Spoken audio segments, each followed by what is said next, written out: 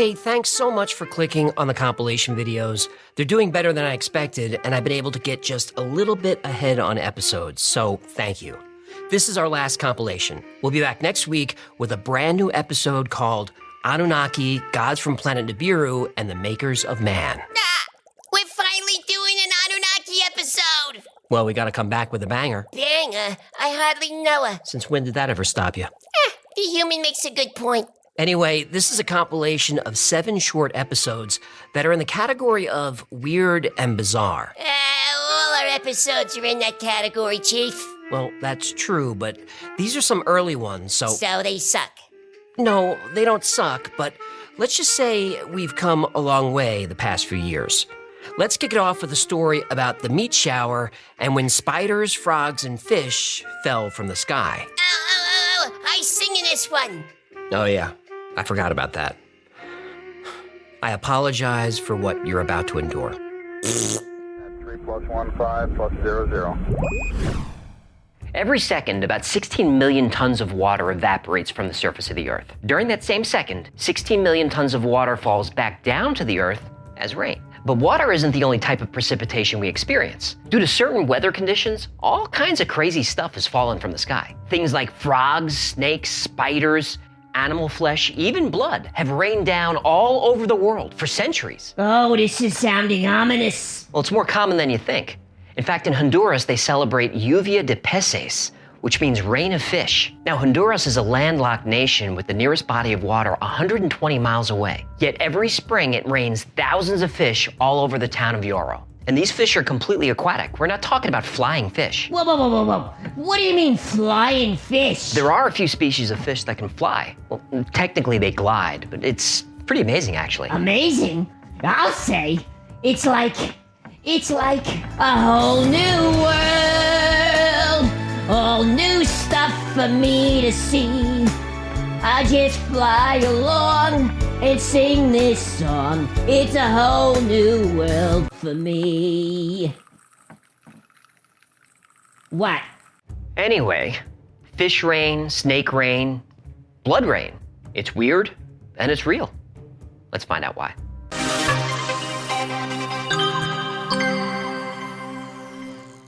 Welcome to the Y-Files, where smart folks like us come to laugh and learn. Today we're talking about the phenomenon of raining animals. Animal rain has been documented throughout human history. Pliny the Elder talked about a storm of frogs and fish as early as the 1st century AD. In the late 18th century, French soldiers saw frogs falling from the sky during a heavy rain near the city of Lille. This story fascinated French physicist André-Marie Ampère. Yes, that Ampère, who was one of the first scientists to take these stories seriously. Ampère speculated that violent winds could pick up large numbers of small animals and carry them great distances. He might be right. The current working hypothesis is that animal rain involves tornadic waterspouts, which are tornadoes that form over water. Waterspouts usually occur in the tropics, but they can occur anywhere. Europe, Australia, Antarctica, even over America's Great Lakes if the conditions are right. Waterspouts typically form as their parent clouds are developing over warm water. Did I say warm? You did. As the warm water evaporates, humid air is pulled up toward the cloud. As more humid air pours in, a vortex can form. And these vortices can grow to be 300 feet wide, 90 meters, and 2,000 feet tall, 600 meters. Large waterspouts can be violent and dangerous. When they reach speeds of 160 kph, they can damage ships, airplanes, and put people's lives in jeopardy. Lennox, get out of there! Anything within a meter of the water's surface can be lifted into the air. And if the waterspout is powerful enough, these animals can be carried all the way up to the parent cloud, and sometimes even stay up there for miles after the waterspout is long gone. Fish specifically are small, light, and flat, and they're light enough that they can be buffeted up and down within a cloud for a long time. Don't you dare. Oh, fine. This is what scientists believe is happening in Honduras. A waterspout is pulling fish from the ocean and carrying them far inland. Others speculate there's an underground river that's carrying the fish closer to the town. Still, something is lifting them in the air. Is it a waterspout? It could be, they're common in that part of the world. But reports of fish rain have occurred all over the planet, as recently as 2017 in India and Sri Lanka, but also Mexico, Wales, Saskatchewan, California, even Philadelphia, Pennsylvania. Recently, on September 9th, 2016, Lisa Lowbury was out for a walk in the suburbs of Philly. Now she hears a rustling in the trees above her. She looks up and she gets smacked in the face with a 5-pound catfish. That's not funny. She ended up with a cut on her eye. Oh, is she all right? Well, she's all right now, but... Now the shoes on the other fin. Oh, people catching fish? Boring. But fish catching people? Oh boy. Oh, it hurts me. Now, nobody's sure how a catfish can fall from the sky in Philadelphia. And some people have speculated that a bird was carrying it, but that'd have to be a pretty large bird. It could grip it by the husk. Just a few months ago, thousands of small fish rained on the town of Yawa, Australia. What makes this so weird is that Yawa is 500 miles inland, and some of the fish were alive. And the waterspout theory doesn't address why some incidents of animal rain only consist of one species, and not all kinds of different animals of the same size. Let's look at a few of these.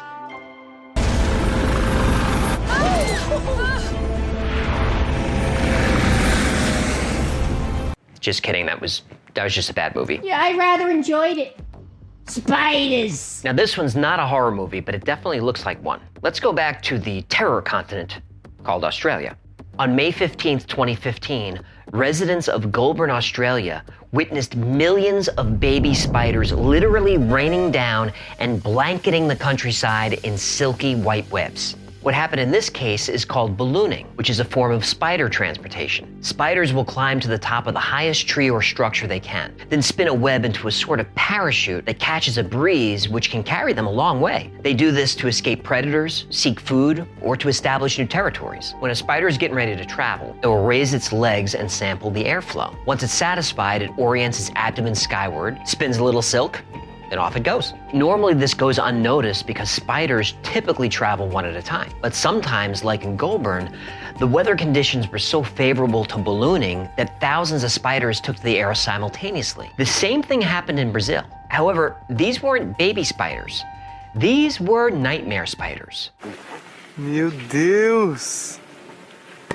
Folks in Brazil were pretty upset. I mean, before this video, I didn't know how to say the world is ending in Portuguese, but I do now. If you want to see more of that, I'll link to some spider rain videos below. Worms. Worms from the sky is strange because it can occur in calm weather as well as stormy. And worms don't seem to mind the cold either. Thousands of worms appeared on a snowy mountain in Norway in 2015, and scientists still don't know how it happened. The worms were first noticed by a skier who said the mountain was covered with thousands of them. He assumed they were dead, but then he grabbed a few and they were alive. How? The worms couldn't have come from the ground because under the snow was about a meter of soil, frozen solid. So general consensus is that a violent air pocket lifted the worms and then dropped them on the mountain. But from where? Where are there thousands of live worms in the mountains in Norway in March? Nobody knows. Sweden? Same thing. Raining worms. Where? Why? How? So I did some research, and it seems that this has been happening in Scandinavia since at least the 1920s, and in Europe far before that. Nobody knows why. They're under the ground. They're under the ground. Scotland, 2011. So many sky worms rained on a middle school football game that they had to call off the game and go inside. There's wee worms everywhere. Let's go inside. Texas, 2015. Clumps of earthworms appeared in the middle of the street out of nowhere. Hundreds of them, in piles, in the street. From where? Aurora, Michigan, 2016. Skyworms. Tucson, Arizona, 2018. Skyworms. Can you fly, you sucker? This is sounding a lot less like weather and more like an invasion. Blood. Oh, nothing is better at whipping up a little local hysteria like raining blood. Cases of blood rain or red rain have been recorded since Homer's Iliad and throughout history. In Europe alone, there are hundreds of reports of blood rain going back centuries, and every time it occurred, it was considered supernatural. and a bad omen. In the year 787 AD, there was a recorded rain of blood that was later said to predict the Viking invasion of England. In Germany, a shower of blood in 1347 was followed by the arrival of the Black Plague, so, they just connected the dots. Blood rain, bad. Plague, bad. One of the first scientists to try to prove this phenomenon was not supernatural was Giuseppe Maria Giovene. Blood rain fell in Italy in 1803, and Giovene correctly came to the conclusion that sand from Africa was pulled high in the atmosphere, crossed the Adriatic, and mixed with storm clouds to turn the water red. In 2001, blood rain received international attention when it fell on Kerala, India. Initial studies showed the rain had large amounts of nickel, titanium, iron, and other metals. This led to a theory that the red rain was caused by an atmospheric meteor burst. Now that sounds super cool, but further studies showed that the rain contained spores of a specific type of algae indigenous to Austria that had migrated to India in the upper atmosphere. After another incident of red rain in Kerala in 2012, studies have confirmed with certainty that the microalgae Trentifolia is indeed turning the rain red. So no, blood rain is not actually blood, except when it is. March 3rd, 1876 was the famous Kentucky meat storm. That doesn't sound like a derby. For several minutes, small chunks of meat fell from the sky on a farm in Rankin, Kentucky. Enough meat to fill a large wagon, so the story goes. Reports say it appeared to be beef.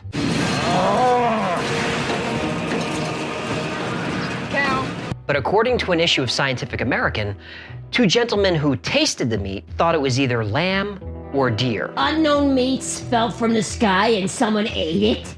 Yep. And Joe Rogan wasn't there? Nope. Gross. Yep. Studies of the meat determined it was lung tissue either from a horse or from a human infant. Oh, nobody noticed a missing baby? Or a missing horse? Who was in charge of this investigation? Transylvania University. Wait. So Dracula ate the baby? No. Transylvania University's in Lexington, Kentucky. I'm so confused. Oh, you're not the only one. A scientific reason for the Kentucky meat storm was never settled, but locals think it came from vultures, who when threatened will regurgitate everything in their stomachs to make a quicker getaway. And when one vulture vomits, they all do. Oh, there's so much blood. No, don't you start doing that. No, you're gonna make the... Buzzard vomit. Okay, fine. But 9 days later, on March 12th, 1876, the same thing happened in London, England. Still no explanation. Well, it does explain English cooking. Snakes! The famous snake rain occurred in Memphis in 1877. Reports say thousands of black snakes rained from the heavens and slithered all over the streets. Snakes of all sizes. Some they say were over a foot long. Oh, I really wanted this one. I really did. Every list, article, and video about weird rain has this story in it. Thousands of snakes thudding to the ground, writhing around and hissing. That's YouTube gold. We had clips from Indiana Jones and Sam L. Jackson, photos and B-roll that would have blew your mind. But those of you who followed the Y-Files since the beginning know that even though we're a goofy channel, we do try to get the facts right. This was a huge national story in 1877. It was picked up by the New York Times, and it was reprinted in newspapers all around the country. But nobody fact-checked. They just regurgitated the same story. 19th century clickbait. Nothing ever changes. There was actually only one eyewitness to the Memphis snake rain, and she didn't really see them fall. They were already on the ground. She said the snakes were black and clumped together, but when rinsed with water, they turned flesh in color. They also didn't move like snakes. She said they gathered up their bodies in horseshoe shapes and creeped along the ground. That's how worms move. Ooh, I love how they do that. The infamous snake rain of Memphis of 1877 was probably earthworms. But I did find actual newspaper stories from Pierre, South Dakota, 1870, Columbus, Kentucky, 1907, and San Francisco, 1909, all talking about actual live snakes falling from the sky. I have had it with these fucking snakes on this plane. I'm glad we worked that in. Links below. Tadpoles. In 2009, the entire country of Japan was covered in dead tadpoles. I mean, the entire country. They were first spotted in Ishikawa, which is on the west coast of Japan. But dead tadpoles were reported in towns and villages and on cars all over the country. In one incident, a 55-year-old man who was caught in a tadpole downpour described hearing a strange sound in the parking lot of a civic center in the city of Nanao. And upon further exploration, he found 100 tadpoles covering the windshields of cars. Nanao is in the middle of the island, miles away from Ishikawa. And there are two theories for what happened here, both of which we discussed, and I believe neither of them. First explanation, waterspout. But even local meteorologists aren't buying this because the weather was clear, the winds were light, and it doesn't explain how tadpoles got scattered everywhere. The second explanation is that large birds like herons or crows or seagulls drop the tadpoles while being disturbed mid-flight. Fine, but again, how does this happen across an entire country simultaneously? Nobody knows, or they won't tell us. Frogs! It's been raining frogs for a long time. Even the Bible's book of Exodus talks about a swarm of frogs as one of the plagues. It might not have been a metaphor. This is a real thing that happens periodically in different places around the world, not just in Paul Thomas Anderson movies. In 1873, Kansas City, Missouri experienced a rainstorm that covered the entire city in frogs. Same thing happened in Minneapolis in 1901, where the frogs were so thick that travel was impossible. Leicester, Mass, 1953. Sheffield, UK, 1995. But we don't need to comb through old newspapers to find stories about raining frogs. We just have to go back to 2010. In June of 2010, in Hungary, thousands of tiny frogs rained all over the country, and many of them were still alive.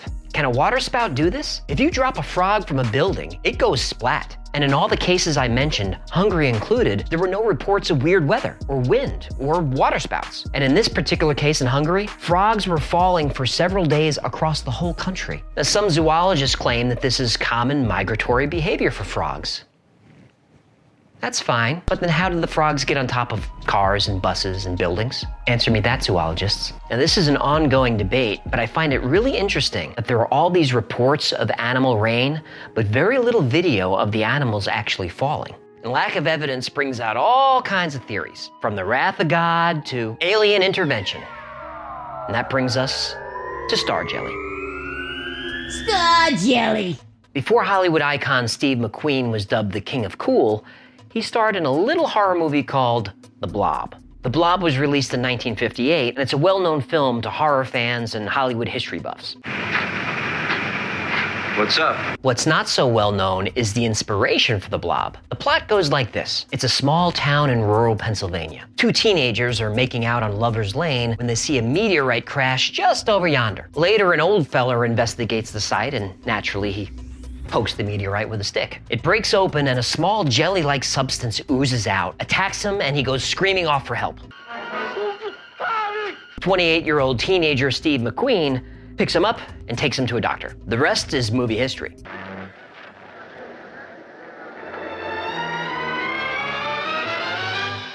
But The Blob was inspired by a real event.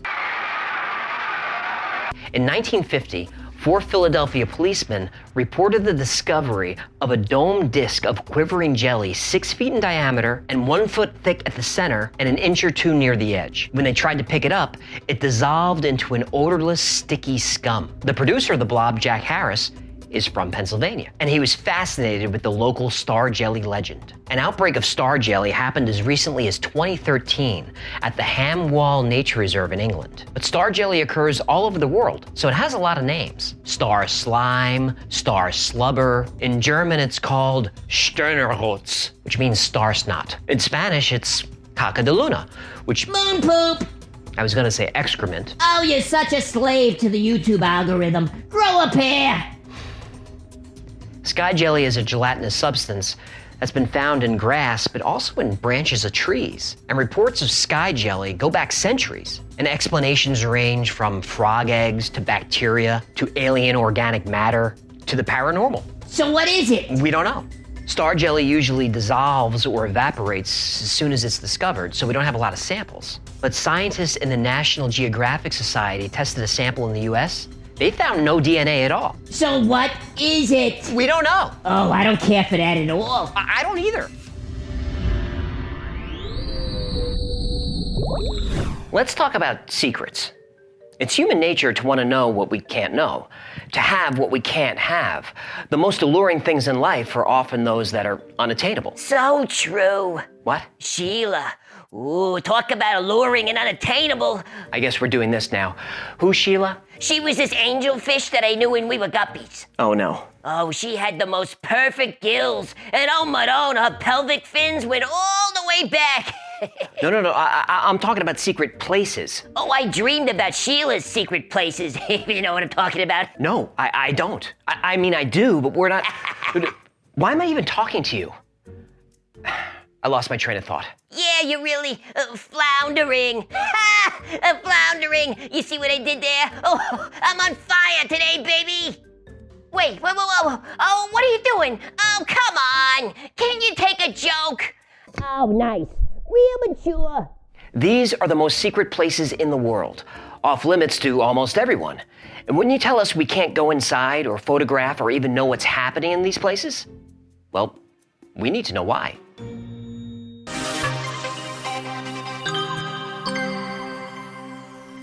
Welcome to the Y-Files, where smart folks like us come to laugh and learn.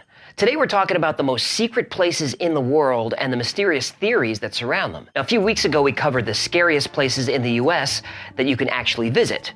The locations on this list are different. You can't visit any of these without special access, and no one really knows what's happening inside. And when you don't give the public information about something, we'll fill in the blanks. Hecklefish, you ready to behave? Oh, thank goodness. Oh, I couldn't breathe. Yeah, just give me a second here. Okay, I'm ready. Drama queen. Area 51. Oh, we're getting right to the meat, huh? Right to the meat. You can't do a list of secret locations without this one. Area 51 has been a perennial American obsession for more than 50 years. It's been the backdrop for countless movies, books, TV shows, and YouTube videos. In 2019, this well-known but little understood location basically broke the internet when some crazy person got millions of people to RSVP yes to trespassing on Area 51. Did we RSVP yes? We did not. Yeah, you're not as dumb as you look. Area 51 is located in Rachel, Nevada, about 80 miles northwest of Las Vegas, and is a remote detachment of Edwards Air Force Base. It's so highly classified that the military disputed it even existed for years. Gaslighters. The Air Force finally acknowledged Area 51 as real in 2013, but nobody really knows what's happening in there. Built in 1955 as part of the Nevada Test and Training Range Complex, it was initially constructed by contractor Lockheed Martin as a test facility for the U-2 spy plane. That joke worked on 2 levels. I appreciate you noticing. Now, although it's never been declared top secret, the area is highly protected and deadly force is authorized against trespassers. So what's going on there? Well, the official statement is, for operational security reasons, we do not provide detailed information regarding what takes place in the facility. Not good enough. I agree.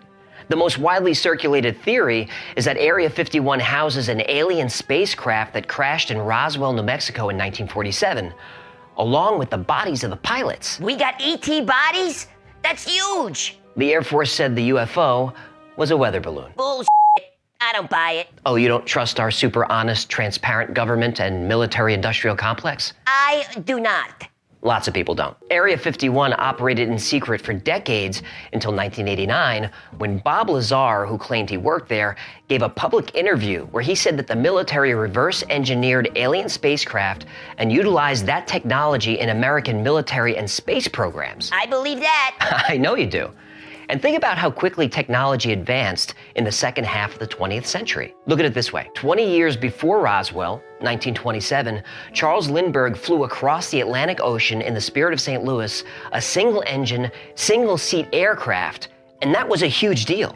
He became an international star. That's 20 years before Roswell. Okay. Well, about 20 years after Roswell, we were launching satellites into orbit and landing people on the moon. Fake news. Oh, the moon landing was faked? Faked. Fine. I don't want to get into this now. But still, the airplane was just invented about 20 years before Lindbergh. So there are huge leaps forward in technology in a relatively short period of time. Proof. we used the alien stuff. Well, we have no evidence, but it's clear that technology advancements started accelerating in the 50s and 60s because of something. What do you guys think? Let us know in the comments. Did these technological leaps come from reverse engineering alien spacecraft? Or was it something else? RAF Menwith Hill. Menwith Hill is a Royal Air Force station in North Yorkshire, England, which was built to provide communications and intelligence support services to the UK and the US. Now, even though this is a Royal Air Force station, in the 60s, operational control was transferred to the National Security Agency of the United States, No, boy. who then created the largest electronic monitoring station in the world. Does monitoring mean spying? Sure does.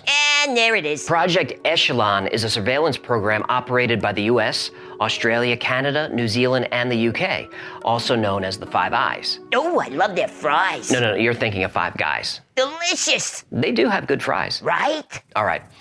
So the Five Eyes and Spies Nice.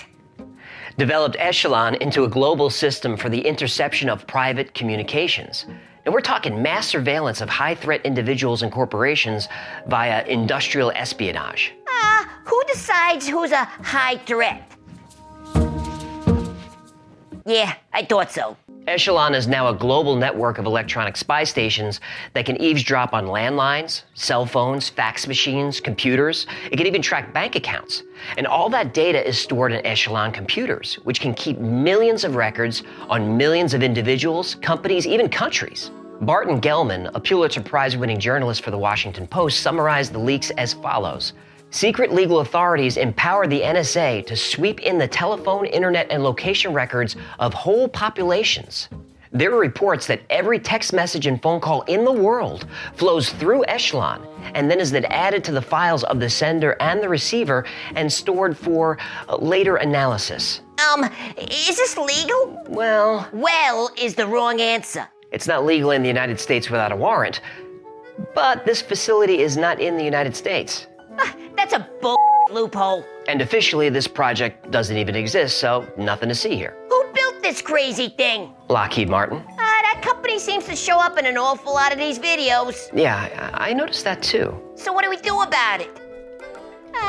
Can you make one of those for me? I'm terrified right now. I'm using a stolen Netflix password. Oh, I know, you stole it from me. I didn't really peg you as a fan of the Twilight movies. Stop breaking my horns. I need some protection over here. Way ahead of you, pal. There you go. I don't know why, but that feels so much better. I know it does. What do you guys think? Is Echelon real? Are you concerned about governments reading your texts and screening your calls? Let us know in the comments. Mount Weather Emergency Operations Center. Built in 1958, Mount Weather serves as the operations center for the Federal Emergency Management Agency, aka FEMA. It's part of the United States' Continuity of Government Plan, and it's a relocation site for the highest level of civilian and government personnel. This is a 564-acre, high-security federal government facility along the Loudoun-Clark County border in Virginia. Built during the Cold War as a relocation site, the facility consists of two parts: the above-ground FEMA complex and a 600,000 square foot underground facility. Reportedly, it's a fully self-contained city with its own leaders, its own police and fire departments, even its own set of laws. This underground bunker has a hospital, dining and recreation areas, sleeping quarters, a self-contained water system, emergency power plant, even a radio and television studio, which is part of the emergency broadcasting system. Now, people are said to be able to survive down here in isolation for years without ever leaving the compound. Sounds a lot like 2020. Too soon. Mount Weather has been designed to survive conventional, chemical, biological, even nuclear attacks. Now, even though it's been operated and maintained for over 60 years, very little is known about Mount Weather. The general public first learned about it in 1974 when TWA Flight 514 crashed nearby. And up until then, most federal officials didn't even know it existed. Has it ever been used? Oh yeah. Mount Weather was briefly activated by federal agents on April 7, 2015, after a major power outage hit Washington, D.C. It was also used during the 9/11 attacks when the entire congressional leadership was transported there by helicopter. All of Congress in one bunker? Oh, I'd rather take my chances with the bombs. I hear you. Nobody really knows who's on the Mount Weather list, but it's a pretty exclusive list. So how do we get on the list? Of course. Bullshit. We're working our tails off over here. Do us a favor and hit the thumbs up or the like button or whatever button you got there. I mean, come on, you're doing nothing but walking around with the mask. You're angry, you're depressed. Come on, help a brother out. Mount Yamantau, Guru. Yamantau, along with Kavinsky Mountain, are claimed by the U.S. as being secret nuclear facilities with underground bunkers, because large excavation projects have been observed by satellites. Several military garrisons were built on the site and then merged into the closed town of Mezhgoria. Closed town? Well, a closed town is a residential area where travel is restricted in and out. How many people live in Mezzo or whatever? Well, estimates are there are 30,000 military and another 30,000 non-military personnel, but nobody really knows because people haven't been able to enter or leave for over 20 years. And nobody knows. Well, countries in the West have been asking Russia for years what's going on in there, and the story keeps changing. It is place for mining rocks. It is place for making delicious cheeses. It is like a big Home Depot. They really said that? They did. I don't trust those guys. They're Russian. They don't care what you think. The Global Seed Vault. Ooh, that looks like the thing that the Jawas drive around. It's just a big cow. Deep in an icy mountain above the Arctic Circle, between Norway and the North Pole, lies a resource of vital importance for the future of civilization. It's not coal, oil, or precious minerals, but seeds. Millions of seeds from more than 900,000 varieties of food crops are stored in the Global Seed Vault on Spitsbergen, part of Norway's Svalbard archipelago. Go ahead, tell the people how many tries it took you to get that right. Go ahead, tell them. It took me 14 tries. Svalbard archipelago. It's been a long day, folks. The seed vault is basically a huge safety deposit box to protect against loss during large-scale regional or global crises. So if they drop bombs on us, we still got tomatoes? We still got tomatoes. The seed bank is 120 meters inside a sandstone mountain and employs seriously advanced security systems. Seeds are packaged in these special foil packets that allow them to last basically forever. The facility is managed by the Nordic Genetic Resource Center, but they only open the vault to make deposits. There are no permanent staff on site. Now, Spitsbergen was considered ideal because it lacks tectonic activity, has permafrost, and it's 130 meters above sea level, which keeps the site dry even if the ice caps melt. Also, Norway typically tries to stay out of military conflicts.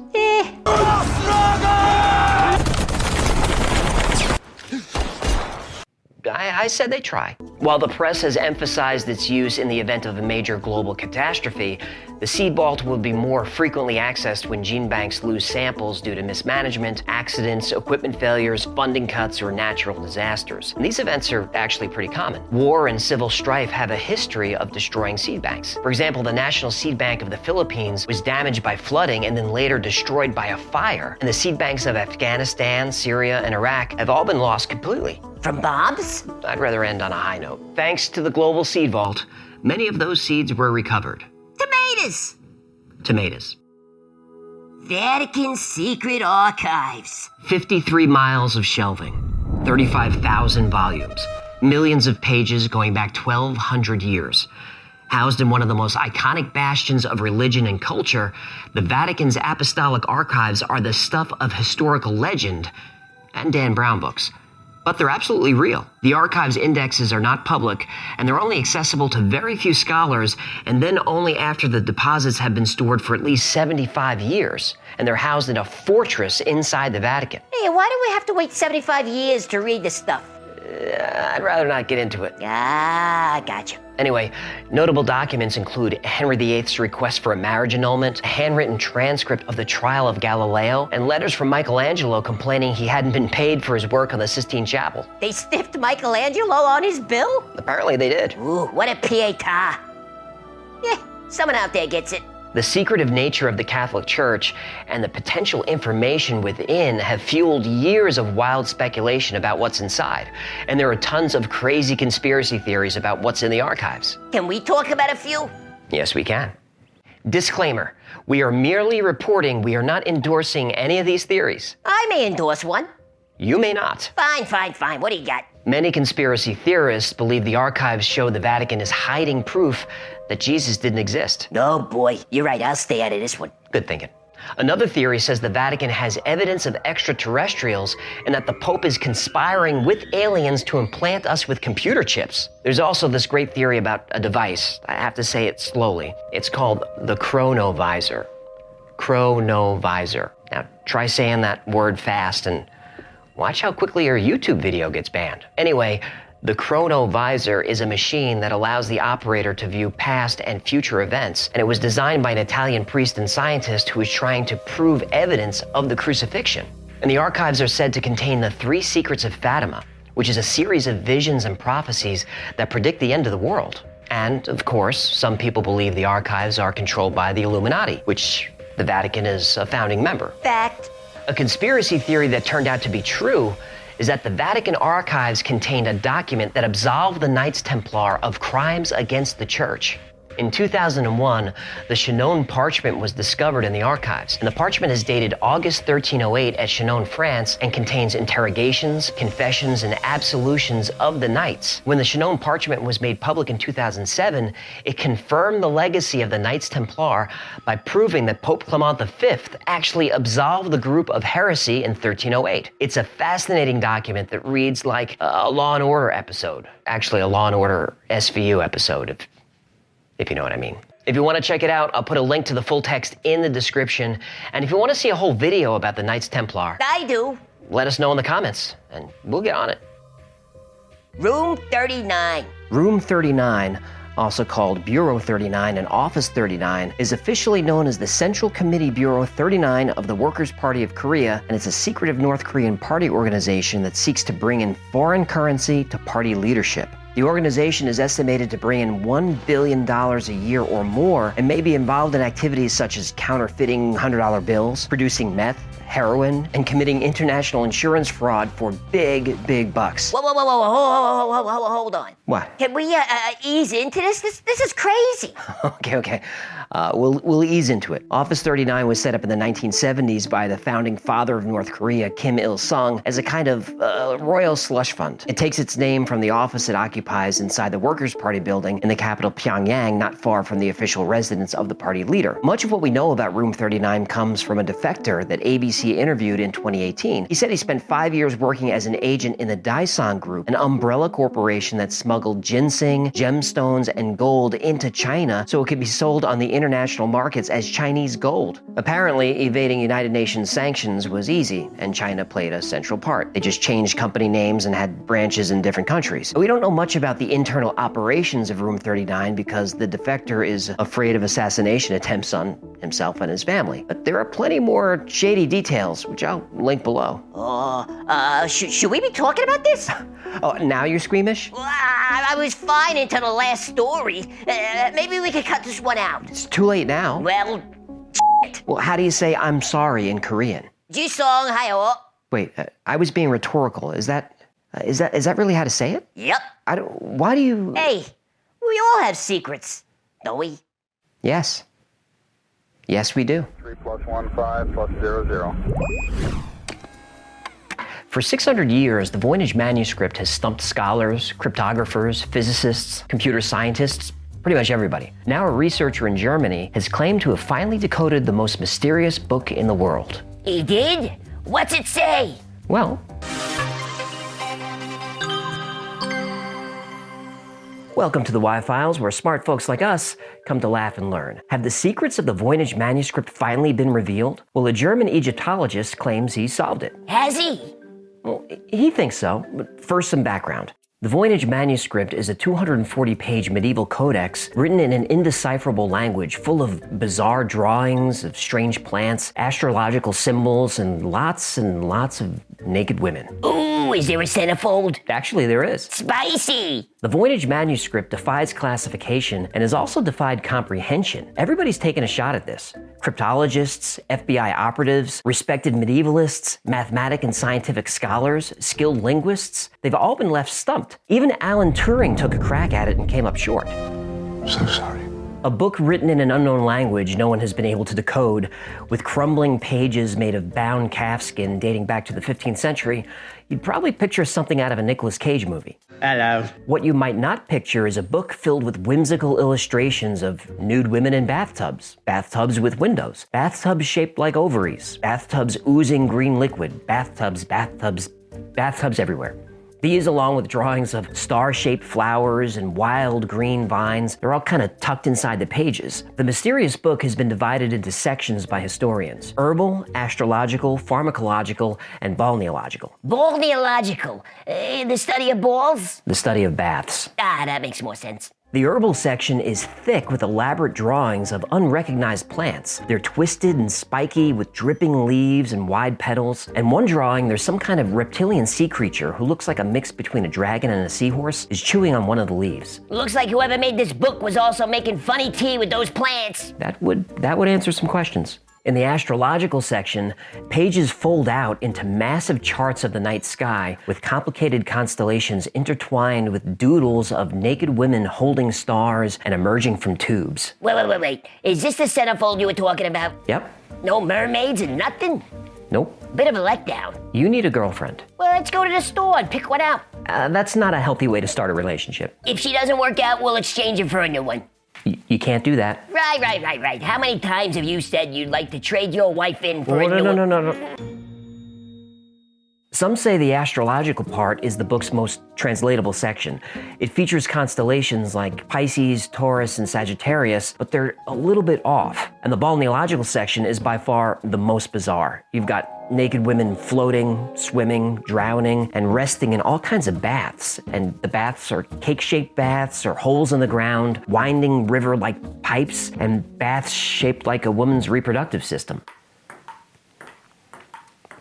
This section is the most famous in the manuscript, and it's easy to see why. People have wondered for centuries why the author was so fascinated with women in bathtubs. This is giving me some ideas for a new fishbowl design. Nope, don't even... How good are you at blowing glass? Oh, I'm not blowing anything for you. The last section, the pharmacological section, is almost all text in Voynich cheese. Is Voynich cheese made by cows or goats? Well, technically, it was made by a man. I have nipples, Greg. Could you milk me? Yeah. Voynich cheese is written from left to right, and although it's never been officially deciphered, there's definitely a structure to it. Researchers have concluded that the language has 20 to 25 distinct letters, but nobody's been able to figure out how the letters fit together. According to cryptanalyst Elizabeth Friedman in 1962, anyone who attempts to translate it is doomed to utter frustration. Same goes for trying to understand a YouTube algorithm. Can't argue with that. The theories about the Voynich manuscript are all over the place. Some think the book was written by philosophers in a secret code only they could understand. But my favorite theory is... aliens! Yep, if you Google Voynich plus aliens, you get all kinds of great stuff. Because it contains a language that cannot be found anywhere else on the planet, and given the fact that the ancient manuscript depicts star charts that are unknown to us, the Voynich manuscript could have been created by a being not from Earth, who during the 1400s crash-landed here. Knowing that humans didn't have the necessary technology to help him return to his planet, maybe the alien visitor decided to chronicle his remaining life on Earth inside the manuscript. E.T.'s coloring book. Oh, I love the internet. After hundreds of years of failed attempts to translate it, no theory was really off the table. But this June, one man claimed to have cracked the code once and for all. According to German Egyptologist Rainer Hannig, Voynich is actually based in Hebrew. He concluded that the text must be a Semitic language, and given the European imagery in the book's illustrations, he narrowed the options to Arabic, Aramaic, or Hebrew, which were languages spoken by the European scholars of the Middle Ages. After identifying a connection between certain Voynich characters in Hebrew, he managed to translate the first few words and then full sentences. It will be years, Hannig says, before the full manuscript will be translated. So, what's it say? Mostly gibberish. Experts in ancient Hebrew are not convinced that Hannig cracked anything. They've poked more than a few holes in his translation and said he's taken quite a few liberties with the language to try to derive meaning where it just doesn't exist. I'm wrong again! Wrong about us! Over the past few decades, at least 60 Voynich solutions have been published. So far, all of them have been debunked. In 2019, David Cheshire, a research associate at the University of Bristol in England, thought the book was written in a language lost to time, a predecessor to modern English and Spanish. He told Romance Studies, "When I realized the magnitude of the achievement, it was like a eureka moment." And Cheshire's news hit the media like a tsunami. and was debunked with the same amount of force. Botched research and a rush to publication added up to a pretty embarrassing mess, and as stated in Ars Technica after the fallout, another day, another dubious claim that someone has decoded the Voynich manuscript.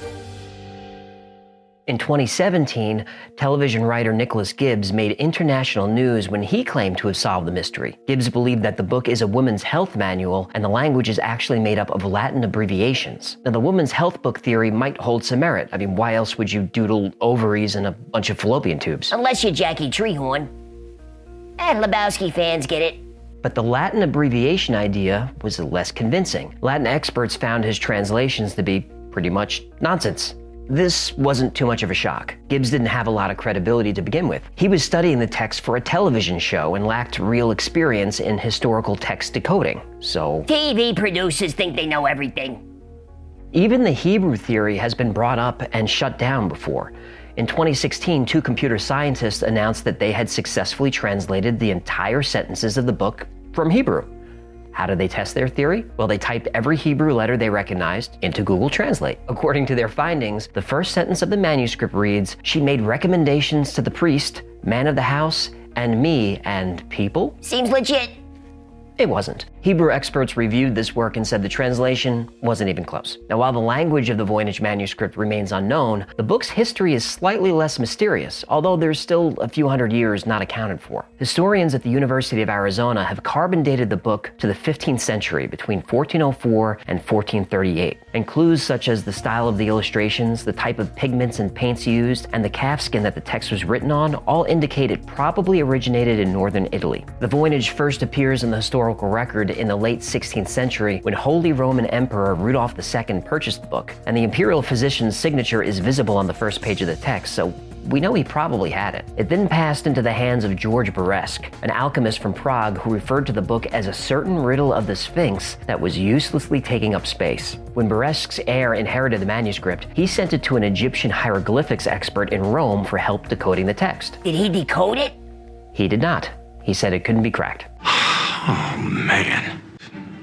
Well, they weren't kidding. The manuscript then disappeared for 250 years, finally resurfacing when it was purchased by Polish book dealer Wilfred Voynich in 1912. And Voynich dedicated his life to deciphering it, and eventually the book was named after him. For a time, some people believe that Voynich himself wrote the manuscript, hoping to sell the medieval mystery for a lot of money, but carbon dating proved this theory impossible. The book was eventually donated to Yale's Beinecke Rare Book and Manuscript Library, where it remains today, capturing imaginations, igniting curiosities, and fueling controversies. While historians and cryptologists, linguists and scientists continue their search for the Voynich manuscript's meaning, the most logical theory to me is that it was a hoax perpetrated on Emperor Rudolph by Edward Kelly, a medieval scam artist. Kelly would go into these trances where he claimed to be able to speak to angels, and other people would then write down what the angels said in their angel language. Other people spoke this angel language? Nope. Then what did they write down? Just, nonsense. That is not at all helpful. It's not. If the manuscript really is a transcription of one of these angel sessions, decoding it is going to be tricky. Do angels even have a language? Oh, some people in the comments are going to insist they do. You'll see. So the best cryptographers are stumped, computer scientists and all their tools have gotten nowhere, and experts in ancient languages have all hit dead ends. I guess all we have left to do is wait for an angel. We were awaiting your arrival. Ancient civilizations possessed knowledge that has been lost to time. I think that's obvious. But to be fair, most lost knowledge is probably not practical to us today anyway. I mean, who cares what bacterial infection some ancient Swami cured with pine nuts and prayer when we can just use an antibiotic? And if some shaman or witch doctor discovered how I can make Windows not update the very second I start a Zoom call, well, I'd love to know that secret. But shaman are typically Mac people, so not a problem for them. But what about ancient technologies that would be of practical use today? Like levitation. Specifically, levitating large, heavy objects. Now that would be useful. Many people believe levitation, specifically sound or acoustic levitation, was how ancient civilizations like the Egyptians built the pyramids. There's actual science that supports this. Let's find out why. The ruins of several ancient civilizations like the pyramids of Giza, Stonehenge in the UK, and many others are monuments constructed of massive stones. And the first question we have to ask is, why? Why use huge, ridiculously heavy pieces of stone when the same structures could have been made with smaller blocks like bricks? Yeah, they were showing off. But we're looking at that question through a modern lens based on the technologies that are available to us today. We do know that sound can levitate objects, and I'll get into how that works a little bit later, but current acoustic levitation technology can only move tiny objects with very little mass. Nobody's building pyramids at MIT. And if you are, awesome. Some researchers think ancient cultures may have mastered levitation through sound, which allowed them to easily manipulate massive objects. Hokey religions and ancient weapons are no match for a good blaster at your side, kid. Yes, the Jedi were an ancient culture, but let's look at cultures in our own galaxy. How the Great Pyramids of Egypt were built has been the subject of debate for a long time. Aliens. The fact is, no one really knows for certain how they were constructed. Oh, the aliens know. The mainstream theory is that it took a workforce of about 5,000 men and 20 years to build the Great Pyramid using ropes, pulleys, ramps, and cranes. And that may very well be the case, though I have my doubts. And if you guys want a whole video on the construction of the pyramids, let me know in the comments. There's a lot to cover about pyramids. For example, they weren't built by slaves. Aliens don't need slaves. Can we cool it with the aliens for just a minute? But let's talk about the 10th century historian Abul Hassan Ali al-Masudi. He's known as the Herodotus of the Arabs. And al-Masudi traveled all over the world, but finally settled in Egypt, where he wrote a 30-volume history of the world. Like everyone, he was awestruck by the pyramids, and he wrote a very intriguing passage about how the giant stone blocks were transported. First, magic papyrus was imprinted with symbols and placed under each stone. Then the stone was struck with a metal rod that caused it to slowly rise above the ground. The stone then moved along a path that was paved with other stones and fenced in by metal poles. The stone traveled along this path for about 50 meters, then gently settled to the ground. And this process was then repeated over and over again until the builders had the stone exactly where they wanted it. Now, some believe metal poles could have been used to create high-frequency sound vibrations, which would have been responsible for creating the levitation effects. Now, given that the pyramids were already thousands of years old when al-Masudi wrote this, we have to wonder where he got his information. Was this an oral history passed down through the generations, or just a great story created by a talented writer? Can I make a quick point? Go ahead. May I refer you to Clarke's third law? Right. Clarke's third law says any sufficiently advanced technology is indistinguishable from magic. Bingo. The Great Pyramid of Giza does possess some extraordinary acoustic properties and can dramatically amplify sounds at certain frequencies. So the Egyptians clearly knew a lot about sound science and how it could be used to produce powerful effects, possibly including levitation. Did striking the rock create vibrations that resulted in sonic levitation? Maybe the layout of stones and rods created some kind of magnetic levitation. The science for either scenario is sufficiently advanced, and therefore, to al-Masudi and to us, is indistinguishable from magic. Now, the pyramids aren't the only ancient structures made of huge stone blocks. There are monuments around the world that contain stone components of such incredible size that they make the pyramids look tiny, but their construction remains a mystery. Let's look at a few more. The Temple of Jupiter at Baalbek, Lebanon contains the 3 largest stone blocks ever used in a man-made structure. Each block is estimated to weigh as much as 1,000 tons. Now, no industrial equipment in existence today could lift one, no super crane, and certainly no number of people, yet somehow they are positioned together so precisely that a sheet of paper can't fit between them. Now, nearby is an even bigger stone. It's known as Hajar el-Hibla, and it's the largest piece of stone ever cut by humans. It weighs 1,200 tons. It's estimated it would take 16,000 men to even budge it, and it would be a huge challenge of modern technology to just create it, yet there it is. How did they do it? Nobody really knows. Let's go to the other side of the planet. On a remote plateau in Bolivia, 12,000 feet above sea level, there's a monument called Puerta del Sol, or Gate of the Sun. This elaborately carved megalith is a single piece of stone that weighs 10 tons. Cool. Well, how did it end up almost 4 kilometers up a mountain? And some scientists think that it may not be in its original location. And if that's so, where did it come from? Here's another. Nan Madol is an archaeological site on the island of Pohnpei in Micronesia, and it's been called the Machu Picchu of the Pacific. It's the only ancient city ever built upon a coral reef, and the engineering of Nan Madol is so complex, nobody can figure out how it was built. The lost city dates back to around 200 BC, and it's made up of hundreds of stacked stone logs, each about 3 meters long and about 1 meter in diameter. The logs, which are stacked kind of like firewood, create walls that are 40 feet high and 18 feet thick. That's taller than a 3-story building, yet each stone log weighs about 2.5 tons. And the logs that make up the high walls, they weigh as much as 50 tons each. How they were moved and lifted into position is absolutely baffling. The locals didn't have pulleys, they didn't have levers, they didn't even have access to metal. This is Stone Age technology, so how did they do it? Well, the locals tell stories about giants who flew great canoes in the sky. Aliens. And those aliens, giants, Yaha! use some kind of magic to levitate the logs into place. Now, these are structures from very different and diverse cultures from all over the world. What was their secret? Well, these societies are so old that there is no record of how these structures were constructed. But in almost every culture where megaliths exist, a legend also exists that the huge stones were moved by sound, either by striking with a rod to produce acoustic resonance, or by instruments, or by simply chanting stones into position. Let's see how that works. For centuries, travelers from the Far East told tales of acoustic levitation. Some claim to have encountered mystics who possessed the ability to levitate themselves and objects using sound. One famous story comes from a medical doctor named Dr. Yal.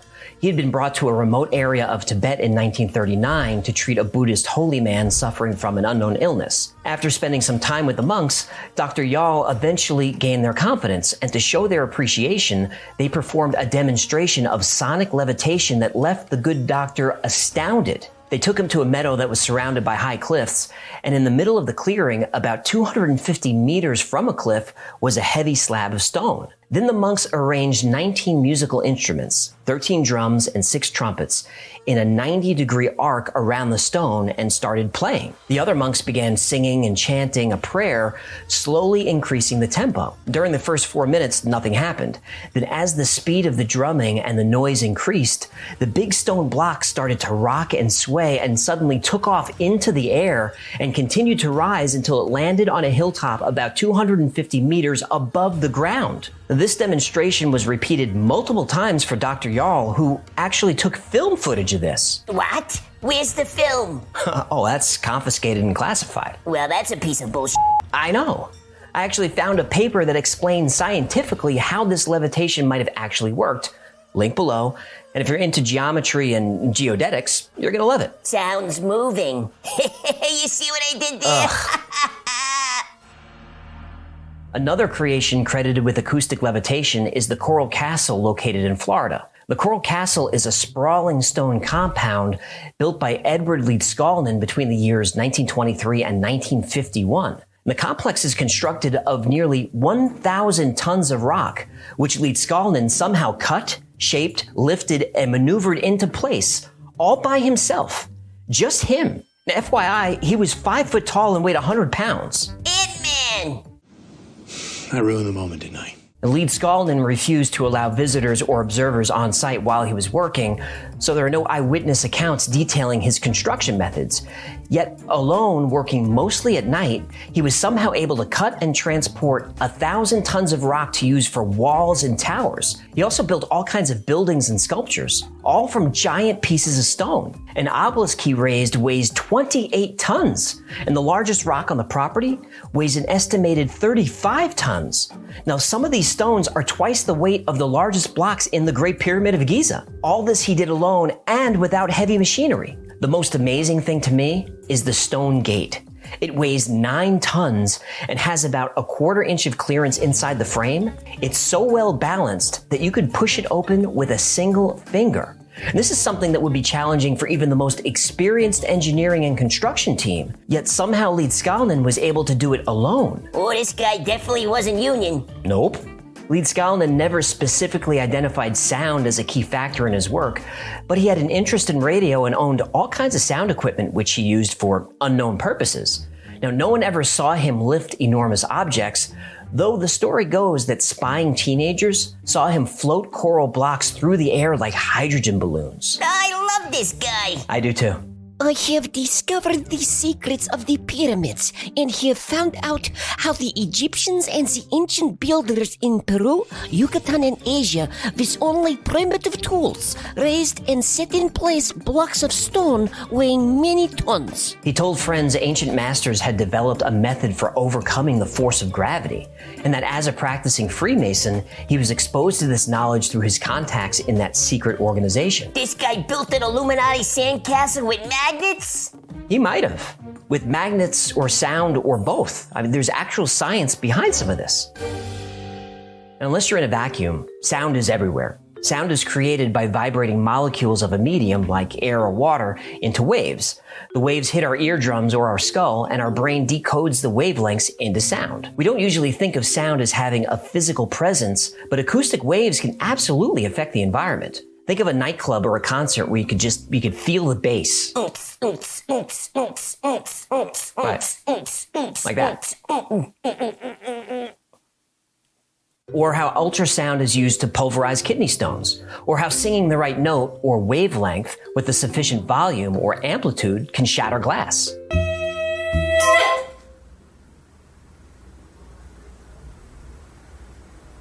There are even sound waves that can make people sick. We've got a video coming up on this, so hit subscribe, hit the bell, like, share. Okay. Don't oversell it. I'm sorry, I get excited. Anyway, current acoustic levitation techniques use sound traveling through media, usually gas, to counteract the force of gravity. A basic acoustic levitator has two main parts: a transducer, which is really just the surface that creates the sound by vibrating, kind of like a speaker. And there's also a reflector, which helps focus the sound waves on the object you want to levitate. Now, to get this to work, there's quite a bit of math involved. For example, the distance between the transducer and the reflector must be a multiple of half of the wavelength of the sound. Now, this is because you need to get enough molecules lined up under the object in order to lift it. If you just blast sound at an object, all you're doing is scattering a bunch of molecules around. That won't work. But if we remember the story about the Tibetan monks, they were using this precise technique. They played specific instruments in unison, just like a transducer, focused at a specific object from a specific distance, like a reflector. I bet if we knew the actual sounds of their instruments, we'd see a correlation between the wavelengths they emitted and the distance to the stone. Now, I'm not saying the monks actually got this to work, but I am saying the science is sound. A pun? No. That was so terrible. Oh, I didn't mean to do that. It was... Oh, shame on you. Oh. So now that we've seen that sound can be used to move objects, is this enough evidence to prove how the pyramids were constructed? For some people, yes. For most, no. For me, I'm not really sure. Could the pyramids have been constructed using pulleys, ramps, and cranes, like mainstream Egyptologists claim? Well, sure. But when you look at the sheer size those ramps would need to be, and the distances involved, the amount of materials required to build the scaffolding would be more than the material in the actual pyramids. Much more. So where are all the construction materials? To me, there seems like there's something going on here. But we can't even talk about this without being labeled kooks. Any challenge of established scientific dogma is labeled pseudoscience. Isn't that a bit arrogant? I mean, isn't pseudoscience only pseudoscience until it's actual science? But people are afraid to go up against the establishment. Kepler and Copernicus were ridiculed by their peers. Louis Pasteur's research was rejected by the medical establishment. Gregor Mendel, Nikola Tesla, initially they were rejected. Imagine the hate they'd get if Twitter existed? But that's a long time ago. Surely we've matured since then. Think about this. In 1903, when the Wright brothers and others were building airplanes, the New York Times said manned flight would not be possible for 1 to 10 million years. Oops. And in 1985, the New York Times said no matter how inexpensive or powerful a laptop computer would become, nobody would want one. No, boy. And when Apple announced the iPhone, the Times said they'd probably never build it, and even if they did, nobody would buy it. Oy vey. And speaking of Twitter, here's what the New York Times said when it launched. Using Twitter for literate communication is about as likely as firing up a CB radio and hearing some guy recite the Iliad. Whether the service could be made into a sustainable business, quite unknown. I'm skeptical. Blah, blah, blah, blah, blah. Haven't I always told you don't trust the media? You have. If you suggest that levitating heavy objects with sound or creating free energy is even possible, you're viciously attacked. Not just by Facebook and Twitter, but by the New York freaking Times. Aren't new ideas worth exploring? Did Steve Jobs care what people thought about him? Does Elon Musk care? No. They just went out and changed the world. So my message today is not to the corporate media or social media. They make money by getting all of us to attack each other. That's their business model. It's shameful, and that's why nobody trusts them. Who cares? George Bernard Shaw said, all great truths begin as blasphemies. This message is to those blasphemers, to the recluse out there building castles with sound and magnets and his own hands, to the nerd in the garage tinkering with electronics because he knows in his heart there is a better way. This message is to the next Kepler, Jobs, Elon Musk, to the misfits and dreamers and visionaries. My message is to you. They are going to attack you. They are going to hate you. Ignore them. Keep dreaming. Keep building. Keep blaspheming. Because I can tell you with 100% certainty, the world needs you much more than it needs the New York Times. 3+15+00. I'm a rocket man, burning bottle boot up.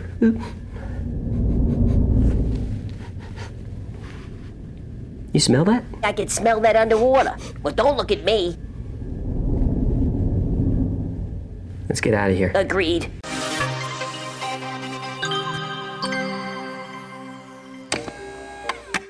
The smells of the universe are not universal. Listen. You smell something? Different objects in space, like comets, planets, moons, gas clouds, each have their own distinctive aroma. Ooh, I love the smell of the universe in the morning. Me too. We're all watching The Expanse, right? If you're not, start immediately. It's the best sci-fi show on TV. And it's based on a series of novels which are equally awesome, and I will link below. Anyway, The Expanse describes the moon as having a gunpowder stink. And I remember reading that and thinking, what a cool description. And it made me wonder, how did they come up with that? Does the moon really smell like gunpowder? Turns out it does. For this video, we're going to assume the moon landing was not faked. We are going to assume the moon landing was real. You'll believe anything.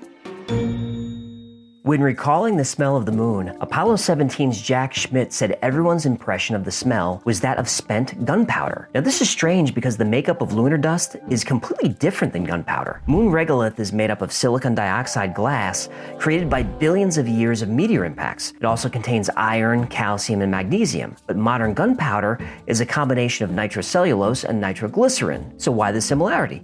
Well, nobody really knows, but it could be a sign that moon dust is chemically active. So how does the smell even happen? Well, there are a couple of theories. One is called the desert rain effect. You ever notice that awesome smell that happens after a summer rain? That smell's called petrichor, from the Greek words petra, meaning rock or stone, and the word ichor, which is the fluid that flows through the veins of the gods. On Earth, plant oils accumulate on rocks during dry periods, along with another compound, geosmin, which is a metabolic byproduct of bacteria found in soil. And during rain, the oils and geosmin are released into the air, causing that distinctive smell of petrichor. And if there's lightning, sometimes you could sniff a little ozone. Obviously, there are no plants on the moon, but there's still stuff, right? The molecules trapped in the dry moon dust may have been activated by contact with the moist air in the lunar module, just like petrichor and the desert rain effect.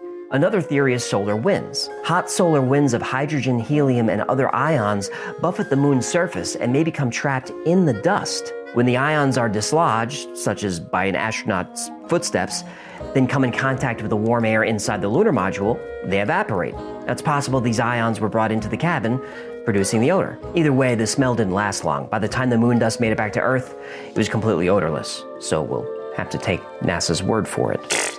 But space itself may even have a smell. Astronauts returning from spacewalks have reported smelling burnt metal or burnt meat. And no one really knows for sure what this is, but it could be molecules of metal leaching off onto spacesuits, then oxidizing when it comes into contact with actual humidified air. Now, I think that's super interesting, so let's work our way around the solar system and see which planet smells like toasted almonds and which planet smells like the porta potty on the last day of a Renaissance fair. That reference was oddly specific. Mercury. Mercury is the smallest and closest planet to the sun. Named after the Greek god Hermes and translated into Latin as Mercurius, the messenger of the gods. Now, Mercury contains a lot of sodium, which doesn't have much of an odor, but there's also a lot of silicon dioxide present, like the moon, so we assume the smell would be gunpowder.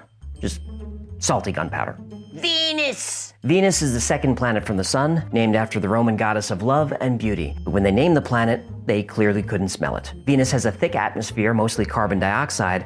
There's also heavy clouds of sulfuric acid. And that combination makes Venus smell like a burnt match and rotten eggs. Mars. Mars is the fourth planet from the sun, and the second smallest planet in the solar system, being larger than only Mercury. Named for the Roman god of war, Mars is often referred to as the red planet because of the iron oxide on the surface. Now, despite what Matt Damon would tell you, Mars doesn't have much of an atmosphere. Since Mars lost its magnetosphere billions of years ago, solar winds are constantly stripping away atoms from the outer layer. But what atmosphere there is contains methane, formaldehyde, carbon monoxide, and sulfur dioxide. And Martian sand smells like rusty metal because that's what iron oxide is. Combining the odors of the surface with the odors of the air, and Mars is probably going to smell like the exhaust of an old car with a bad catalytic converter. It's basically the same stuff. And yeah, you can't breathe that. I'm definitely gonna die up here. Jupiter. Jupiter is the fifth planet from the sun and the largest in the solar system. It's a gas giant named after the king of the Roman gods. Now, Jupiter's atmosphere is 5,000 kilometers thick and actually has multiple layers, each with slightly different smells. The outer layers have a lot of ammonia, which smells like horse urine. Hello. As you move closer to the surface, the atmosphere becomes more sulfuric, smelling like skunk and horse urine. The inner layers have a high concentration of hydrogen cyanide, which smells like toasted almonds, and skunk, and horse urine, and rotten eggs. Saturn. Saturn is the sixth planet from the sun and the second largest in the solar system after Jupiter. It's also a gas giant named after the Roman god of wealth and agriculture. Now, Saturn's atmosphere is 96% hydrogen and 4% helium, so not much of a smell. But there are trace amounts of methane, phosphine, acetylene, and ammonia, and phosphine can smell like rotten fish. What? So Saturn probably smells like dead fish and skunk and rotten eggs. What's with all the rotten eggs? Good question. Eggs are very high in two proteins, globulin and keratin. When globulin decays, a toxic chemical is released, hydrogen sulfide, which has a very potent sulfur smell. I mean, you know it when you smell it. And keratin also has very high levels of an amino acid called cysteine, which is also full of sulfur. Hydrogen sulfide happens to be one of the most common compounds in the solar system, so rotten eggs everywhere. Uranus. Uranus. Uranus. Please don't say it that way. You say tomato, I say Uranus. Tomato, Uranus, potato. Do you mind? All right, go ahead. I couldn't resist. Uranus is the seventh planet from the sun, named for the Greek god of... Butts! Greek god of the sky. It's probably the smelliest planet in the solar system. Stop it. The upper atmosphere is mostly hydrogen, so not much of a smell. But as you get closer to the surface, it gets pretty ripe. Have we, probed Uranus? Yes, we have. No, I hope they were gentle. Ugh. So, why does Uranus smell so bad? Well, the cloud tops of Uranus are made of hydrogen sulfide, that gas responsible for the foul smell of rotten eggs, and human flatulence. A little lower in the atmosphere, you'll find methane and ammonia. So, Uranus smells like a public toilet? It does. Neptune. Named after the Roman god of the sea, Neptune is the eighth and farthest planet from the sun. At 17 times the mass of the Earth, it's slightly more massive than its twin Uranus. Does it smell as bad as Uranus? Well, most of the compounds are frozen in the atmosphere, so really just hydrogen and helium are present. Neptune doesn't have much of a smell at all. That's too bad. I got more jokes. No, I'm sure you do. Everywhere else. A few honorable mentions. Dwarf planet Pluto is a near vacuum with nitrogen, methane, and carbon monoxide, so deadly but odorless. One of Saturn's moons, Enceladus, is covered in ice, but underneath, it has an ocean of liquid salt water. And it was recently discovered that plumes of methanol are ejected from the surface, so it could smell like a martini. I'm Steve-O, and this is the Poo Cocktail Supreme. Comets mostly smell like burnt metal and, of course, rotten eggs. And lots of asteroids contain formaldehyde and cyanide, so they could smell like pickles and marzipan. No, sounds like what my ex-wife ate when she was pregnant. You've been married? 3 times. Huh. I didn't know that. Well, I had a life before you came along, you know. Okay, take it easy. Sorry. I'm still working through some things. Anyway, the center of our galaxy is the dust cloud Sagittarius B2. And in that cloud, scientists have discovered a substance called ethyl formate, which is the chemical responsible for the flavor of raspberries and the smell of rum. So, not so bad.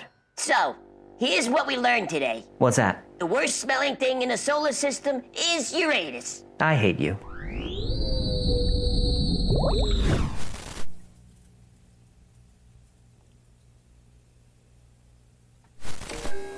In 1981, an arcade in Portland was the scene of countless gamers coming down with migraines, having heart attacks, seizures, and strokes. Local teens were suffering from amnesia and having hallucinations, all due to a mysterious game that seemed to arrive out of thin air. The game was called Polybius, and even though playing the game was dangerous, it was highly addictive and caused some teens to become hyper-aggressive. Fights started breaking out at the arcade. One player was stabbed to death, all traced back to people who played Polybius. Now, why would the government allow the public to play such a dangerous game? Well, because the government created it. Let's find out why. If you've never heard the urban legend about Polybius, here's how it goes. In 1981, a Portland arcade received a video game called Polybius that had gameplay unlike anything anyone had ever seen before.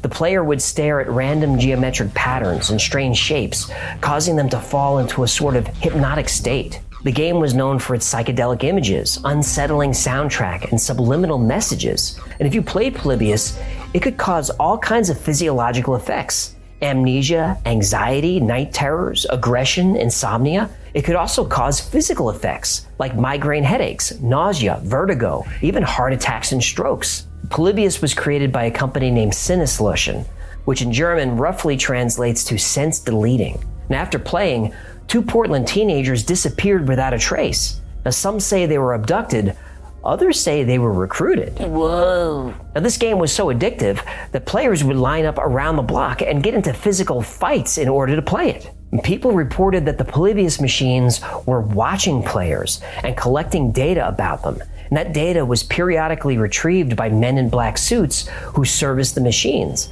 Now, the story goes that these men in black could change the game's attributes in order to elicit different responses from the players. Mind control? Yep. Grab my hat, please. Thank you. The game was only released in 2 arcades, and only for a short time.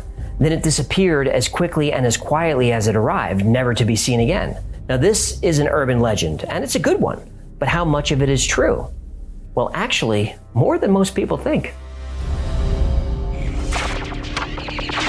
But it wasn't just any game. You have been recruited by the Star League to defend the frontier against Zur and the Kodan Armada. To get to the truth of the story of Polybius, you have to dig pretty deep. And if you Google Polybius, you'll get a bunch of blurry images of an arcade cabinet. There's no way to tell if these are photoshopped or an actual physical cabinet existed. If one did exist, I doubt there's photos of it. Also, there's only one known screen capture of the game's title screen. The screen cap shows the name of the game, the year, copyright, and says it was developed by a company named Sinneslution. Now, in German, this translates to sensory deprivation or sense deleting, but it's not a good translation, so probably not a native German speaker.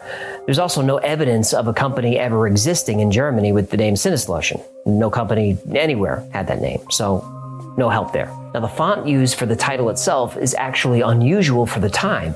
The memory required to produce this effect was pretty significant in the early 80s. Only games from huge companies like Nintendo and Williams were known to put so many resources into a title screen. And the screen font is very close to a font used by Williams, but a couple of letters don't quite match, so again, not much to go on. Now, there are a few sources that say Polybius was mentioned on Usenet as early as 1994. Now, for you young bucks, Usenet newsgroups were a type of global message board used during the early days of the internet. And if something was happening on the internet, there was a newsgroup about it. Google has archived messages going back to the beginning of Usenet, but searches for Polybius come up empty. Now, what about the gameplay itself? Now, sources claim that Polybius was vector-based, similar to games like Tempest or Battlezone. Now, Tempest was a huge game at the time and known for its unique graphics. So it's reasonable that people who were playing arcade games in that time remember Tempest. I definitely do. And Battlezone was used by the military as a training tool for tank crews. The Army's version was called the Bradley Trainer. So the government creating arcade games? That's absolutely true. Now, what about the story that people would get sick playing vector-based games like Polybius or Tempest, or actually die after playing certain games? Turns out, this is also true. An open mind is easy to expand. It might even be a good idea to heed the advice that one game player carries on his shirt. Maybe it's a warning. In 1982, 14-year-old Michael Lopez was playing Tempest with friends at the Malibu Grand Prix Arcade in Beaverton, Oregon. He began to feel a weird sensation in the back of his head, and he started losing his vision. He became dizzy, stumbled outside the arcade, and threw up all over the parking lot. He then collapsed a few blocks from his home, screaming in pain. Now, apparently the game's flashing lights and visual effects triggered a migraine or a seizure. Okay. But then there's the case of Jeff Daly, who died after playing the game Berserk that same year. Now, Daly had an unknown congenital heart condition. Apparently, the stress of trying to break the game's high score triggered a heart attack. Same for Peter Bukowski of Calumet City, who also died of heart failure while playing Berserk. Also in Calumet City, 2 teenage boys got into a fight over a game, and one stabbed the other to death. And then there's Brian Morrow, who was playing Asteroids for 28 straight hours trying to break the record. He got sick and collapsed. Now, Morrow was pounding Coca-Colas for hours, so it's understandable that he'd get sick from that. Now, he survived, but when these stories stack up, you can see how they can lead to paranoia about the effects of playing video games. Now, it seems weird now, but in the early 80s, video games were a new phenomenon. And like always, parents are suspicious of anything new, fun, and seemingly addictive, like playing video games. Now, can you really blame them? Now, a game developer's job is to make a game so fun and immersive and addictive that you want to throw money at it. I mean, that's just as true now as it was back then. Whether it's putting coins in a slot or microtransactions in a mobile game, the psychology is the same. Game companies want you to give them money, and they want to give you hits of dopamine. Cool. A role of a game company or any corporation is to make money, so nobody disputes that. They're transparent about it. But people tend to be more suspicious of the government than they are of corporations, because the government... Not so transparent. No. Now, do government agencies really conduct top-secret operations using video games at arcades? That's a rhetorical question, right? It is, because the answer is yes, they did. The FBI's records indicate that the agency actually was monitoring and raiding arcades in Portland at the same time that players were collapsing. Arcades had reputations of being places for drug activity, gambling, and petty crime like pickpocketing.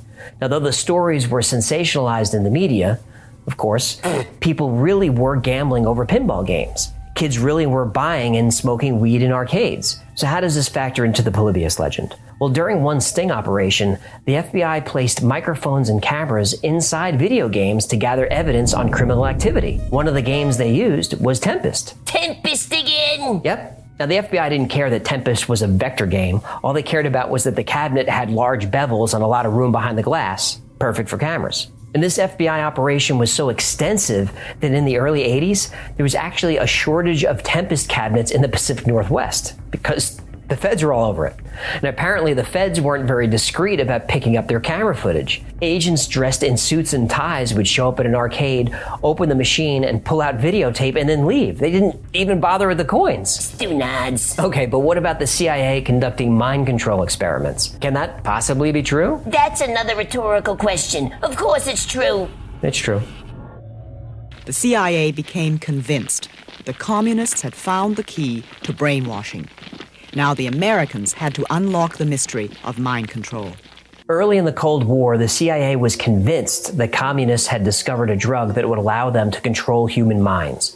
In response, the CIA began its own secret program called MKUltra.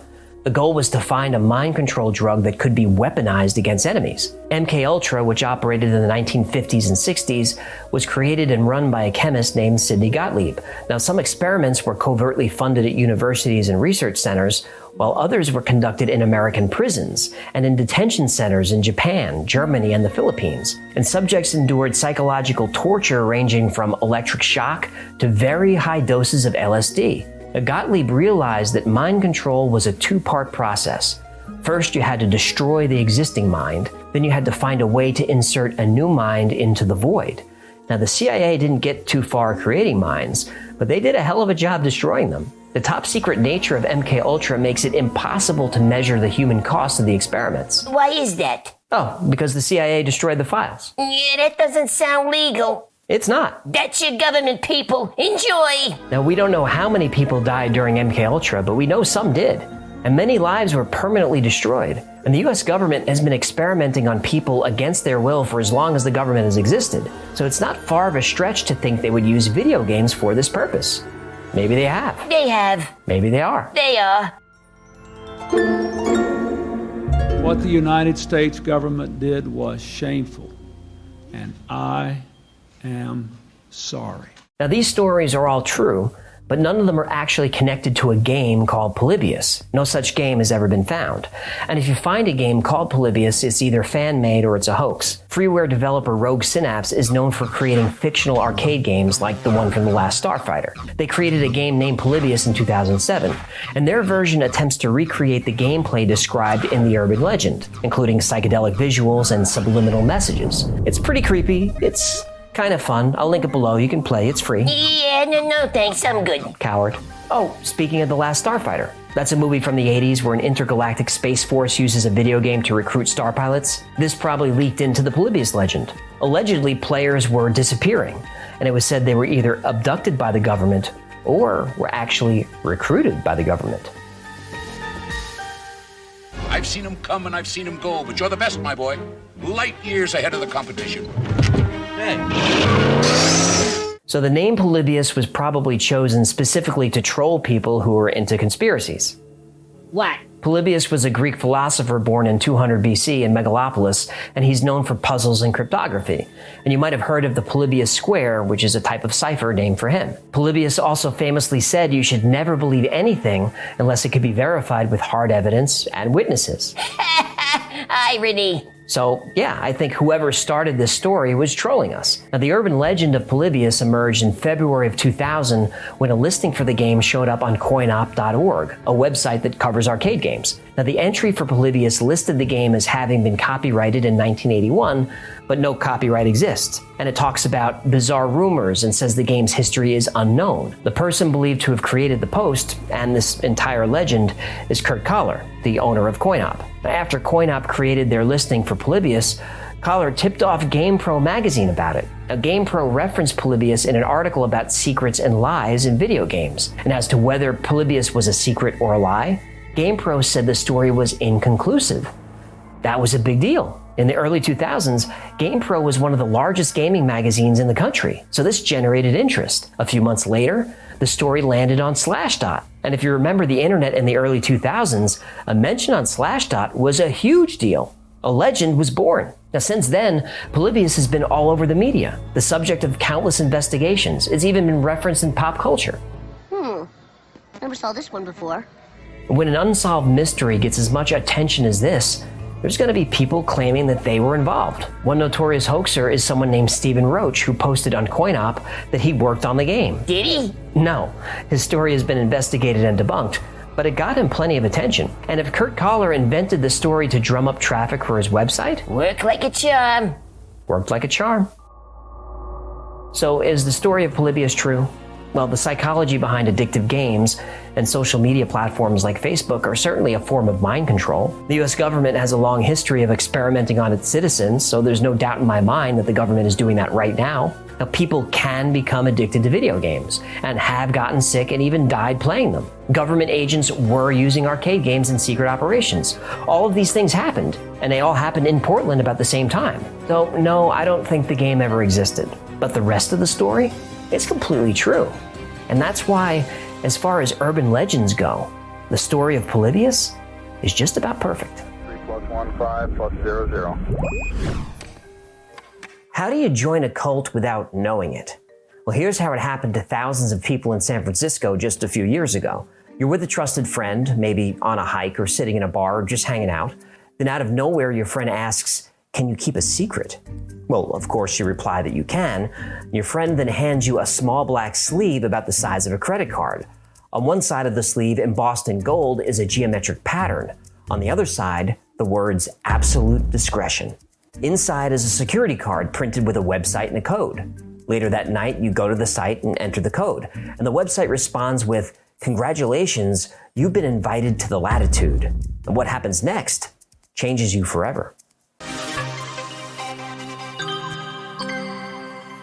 After entering your code, you set up an appointment to visit the San Francisco house. You're ordered to tell no one and come alone. You arrive at a nondescript building and swipe your card through the electronic lock. The door opens. You're now in a narrow hallway painted matte black. From invisible speakers, an ominous pulsing sound is heard. On the walls are two red lights which fade in and out in time with the sound.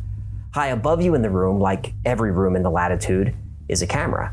You are being watched. At the end of the hall is an ornate Victorian mantle of some kind, but where you'd expect to find a fireplace is the entrance to a wooden slide. And the slide curves down into the darkness, so there's no way to tell where it leads. There's no sign or instructions and nothing? Nope. How do you know this doesn't lead to something awful like sharks or snakes or a K-pop concert? You don't. To go any further inside the Latitude, you must literally go down a rabbit hole with no idea what awaits you at the bottom. After a quick and gentle trip down the slide, you're deposited into a basement room called the Flux Chamber. On one side of the room is a series of doors. On the other is a bright neon sign that says, "Shh." And under that sign, behind glass, is a ticket taker. But the glass is so heavily frosted that you can't really see the person's face. You simply hear their voice. You're given a claim ticket and asked to turn over all your personal belongings, your wallet, purse, phone, keys, everything in your pockets. You're told this is for your own safety. I don't like where this is going. Once you've complied with this request, you hear a door unlock. You enter and close the door behind you. It's dark. So dark that you have no idea if you're in a huge room or a closet. You can't see your hands in front of your face. And it's so quiet that it almost feels like the air is being sucked out of the room. And after a second or two, you hear a muffled click as the door locks you in. You now have no choice but to go forward into the black, without your wallet, without your phone, without your eyes. In the black, you feel your way around everything. Floor to ceiling is covered in thick carpet. And as you move forward, the passageway gets smaller and smaller, closing in around you. You can no longer stand. You have to literally crawl forward. If you're claustrophobic or afraid of the dark, panic is going to set in pretty quickly. Now, moving slowly on your hands and knees, you hear music playing. You keep moving and see a hint of light. You reach the end of the passage and you draw back a heavy black curtain.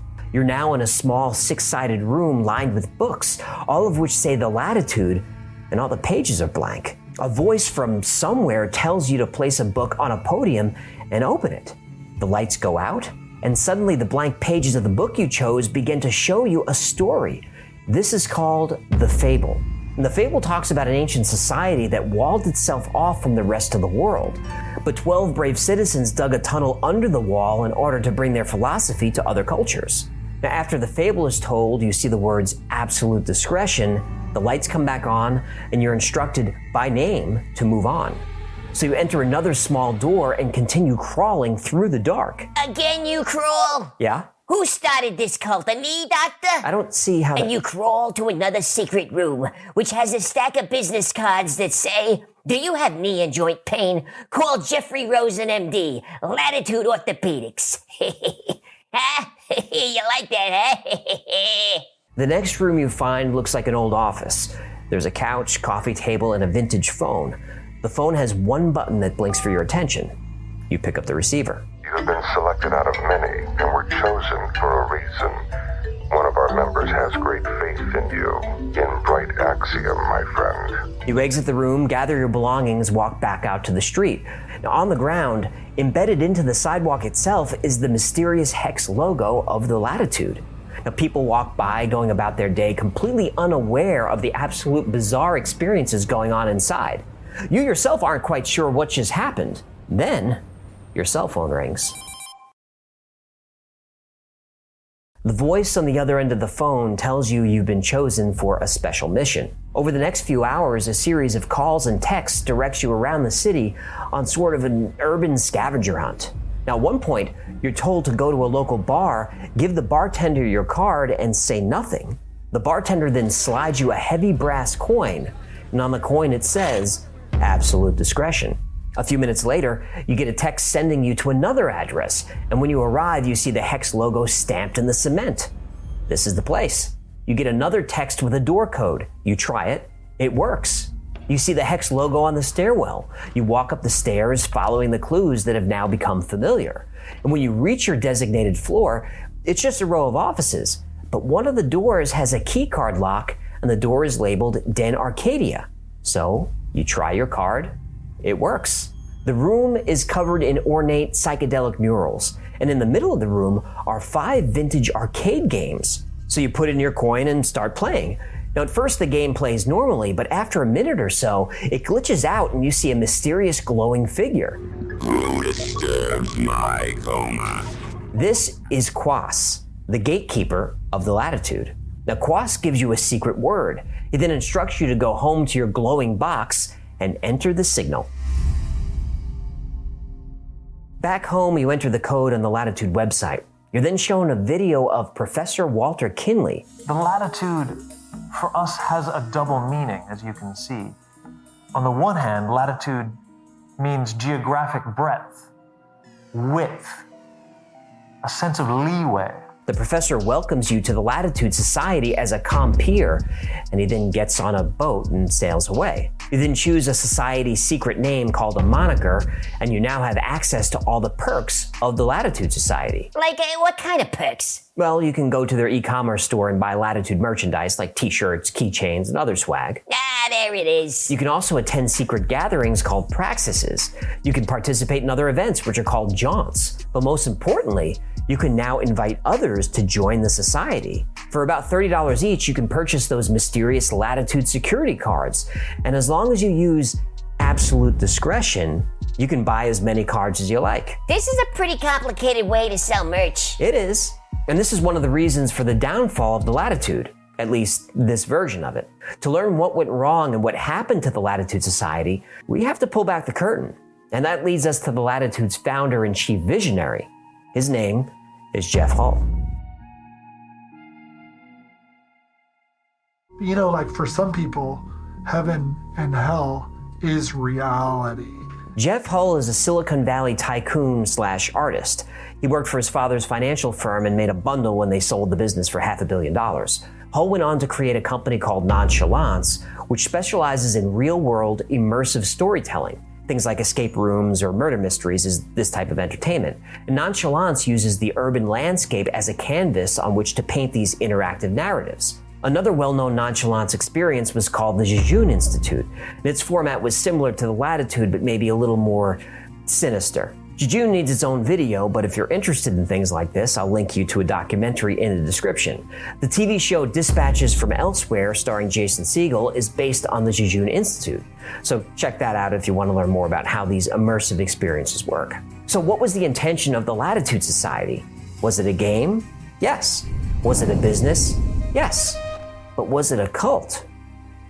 Well, what are the things that like a cult would do, you know? Separate yourself from your friends. Well, absolute discretion might be that, right? Ask for money. Oh shit, like, you know, they have, like, it was a gift shop beforehand, but now all of a sudden it's like, if you want to continue on. In the early days of the Latitude Society, the intent was to create amazing immersive experiences to attract corporate clients who wanted to commission their own experiences. Whether for entertainment, team building, or marketing, Jeff Hull believed he could use the Latitude as proof of concept to raise funding. And he needed to. The society cost about $3,000 per day to operate, and Hull put about $2 million of his own money in. But after 3 years, the Latitude couldn't sustain itself. So Hull introduced some controversial policies. Initially, members could invite anyone they wanted to for free, but eventually invitation cards cost $25, which was soon raised to $32 per card. Now, members didn't like this. Then Hull announced that there would be a membership fee of about $300 per year. This caused full-scale outrage. Members argued that when they invited someone to join, they were giving them a gift, and asking them to pay for their gift was rude. So everyone just wanted all of this for free? They did. Ingrates. Well, Jeff Hull kind of felt the same way. The Latitude Society had over 3,000 members, but even if all of them paid their membership dues, paid for invitation cards, bought merchandise, you still fall way short of the $100,000 per month the Latitude needed to be self-sustaining. So what did that guy do? The only thing you do with a failing startup. He shut it down. But this was easier said than done. Jeff Hull and the Latitude Society were so good at creating an experience so immersive that members couldn't distinguish it from reality. Now, whether intentional or not, that's how cults are created. I totally underestimated the power that the story can have upon certain people. No matter what kind of life you lead, most of it falls into the mundane. Day in, day out, and you're going through the motions. So when someone invites you to join a mysterious secret society, it's only natural to be intrigued. And this secrecy is attractive. People love to belong, and if it's something exclusive, that creates scarcity. It makes you feel special. Now, I remember when the only way to join Gmail was if someone invited you. And when Facebook launched, you could only join if you were a student currently enrolled in college. You know, we preach over and over about how labeling people is bad, but if we're honest, we all have labels that we've given to ourselves that we're proud of. Maybe it's our country, our political party, our religion, or our favorite sports team. We want to be in a tribe. Now, during a Latitude gathering or praxis, there's going to be crazy rituals like chanting, dancing, costumes, all kinds of things that would look silly to outsiders. But Latitude members fully committed to their roles. These experiences were special to them. They were important to the tribe. And the invitation system is genius. People want to be Promethean, meaning they want to be the holders of knowledge who teach that knowledge to others. So think about an obscure band or TV show that you discovered before anyone else. It made you feel cool to be early, to be first. The person who initiates you into the Latitude Society is called your ascendant, and you are their descendant.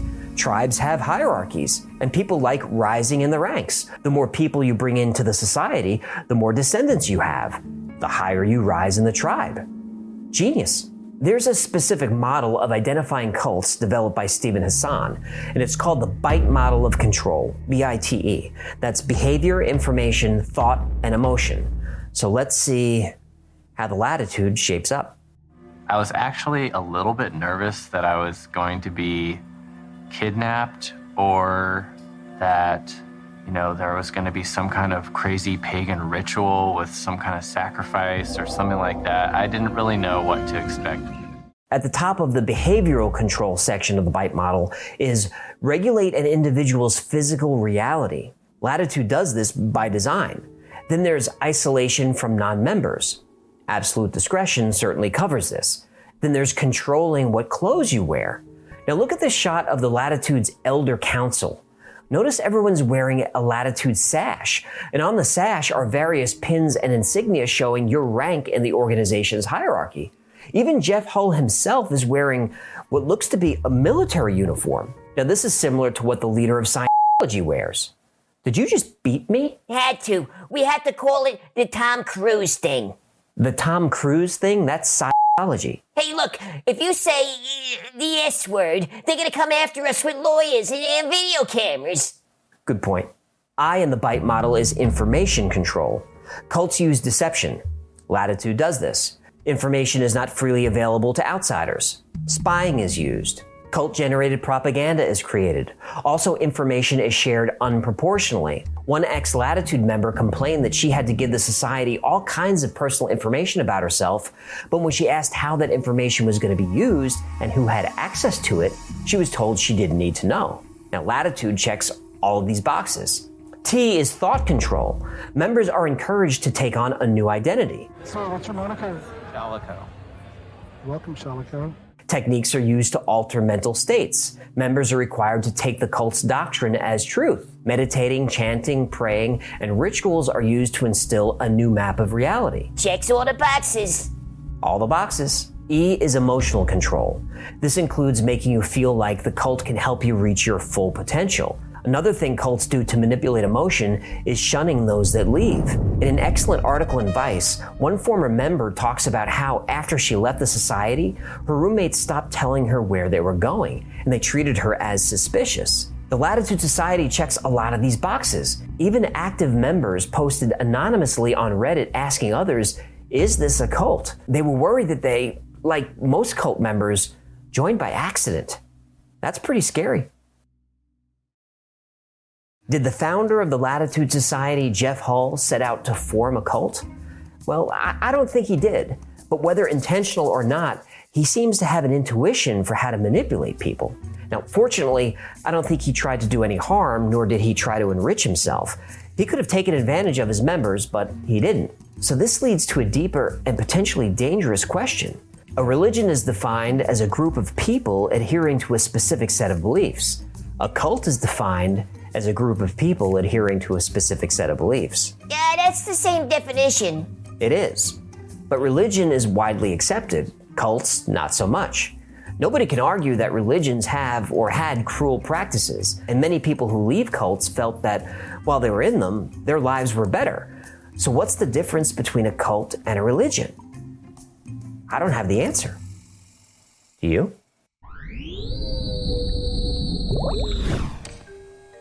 In 2011, Dutch scientists connected mice to a brain scanner and cut their heads off.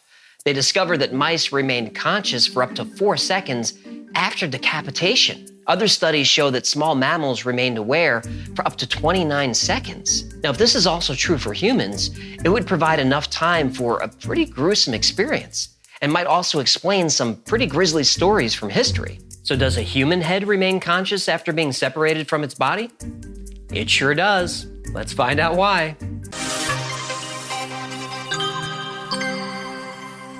A common method of execution throughout history has been beheading, and it's easy to see why. It sends a powerful message that kept citizens in line for thousands of years. Throughout history, we find many stories about how some decapitated heads still move their eyes or make facial expressions, usually of anguish or despair. Some have even made sounds despite being severed from the rest of their body. There's even a famous story about a man who attended the execution of his friend during the French Revolution. Now, seconds after the guillotine fell, the man retrieved the severed head and asked it a series of questions. And through blinking and facial expressions, the victim allegedly communicated with his friend. This type of post-head chopped off consciousness is called lucid decapitation. So scientists and doctors started to ask the question, does a person really stay conscious and aware after losing their head? Well, the answer is not only is it possible, but it's medically proven. Debate on the subject started ever since Charlotte Corday was guillotined in 1793 for murder. The executioner's assistant lifted her head by the hair and slapped it on both cheeks for some reason. And eyewitnesses reported that, quote, her face took on an angry expression, and for a moment or two there was a look of a ghastly stare, which implied that the head was aware of its ignominious situation. Ignominious. It means humiliated. I know what it means.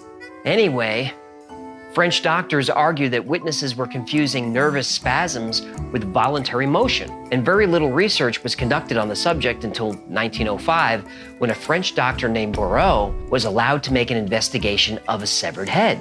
His subject was a criminal named Henri Longueuil, and immediately after guillotining, here's what Dr. Bourreau wrote in his journal. After the decapitation, the eyelids and lips spasmed for about 5 seconds. The face relaxed, the lids half closed, leaving only the whites visible. It was then that I called out in a strong voice, Longueuil! I then saw the eyelids slowly lift up with even movement, quite distinct and normal, such as with people awakened or torn from their thoughts. Next, Longueuil's eyes definitely fixed on mine, and the pupils focused. I was not then dealing with a vague, dull look. I was dealing with undeniably living eyes which were looking at me. After several seconds, the eyelids closed again. I called out again, and once more, without any spasm, the eyelids lifted, and living eyes fixed themselves on mine with more penetration than the first time. Then there was a further closing of the eyelids, but now less complete. I attempted a third call, but there was no further movement, and the eyes took on the glazed look which they have in the dead. You okay there, sport?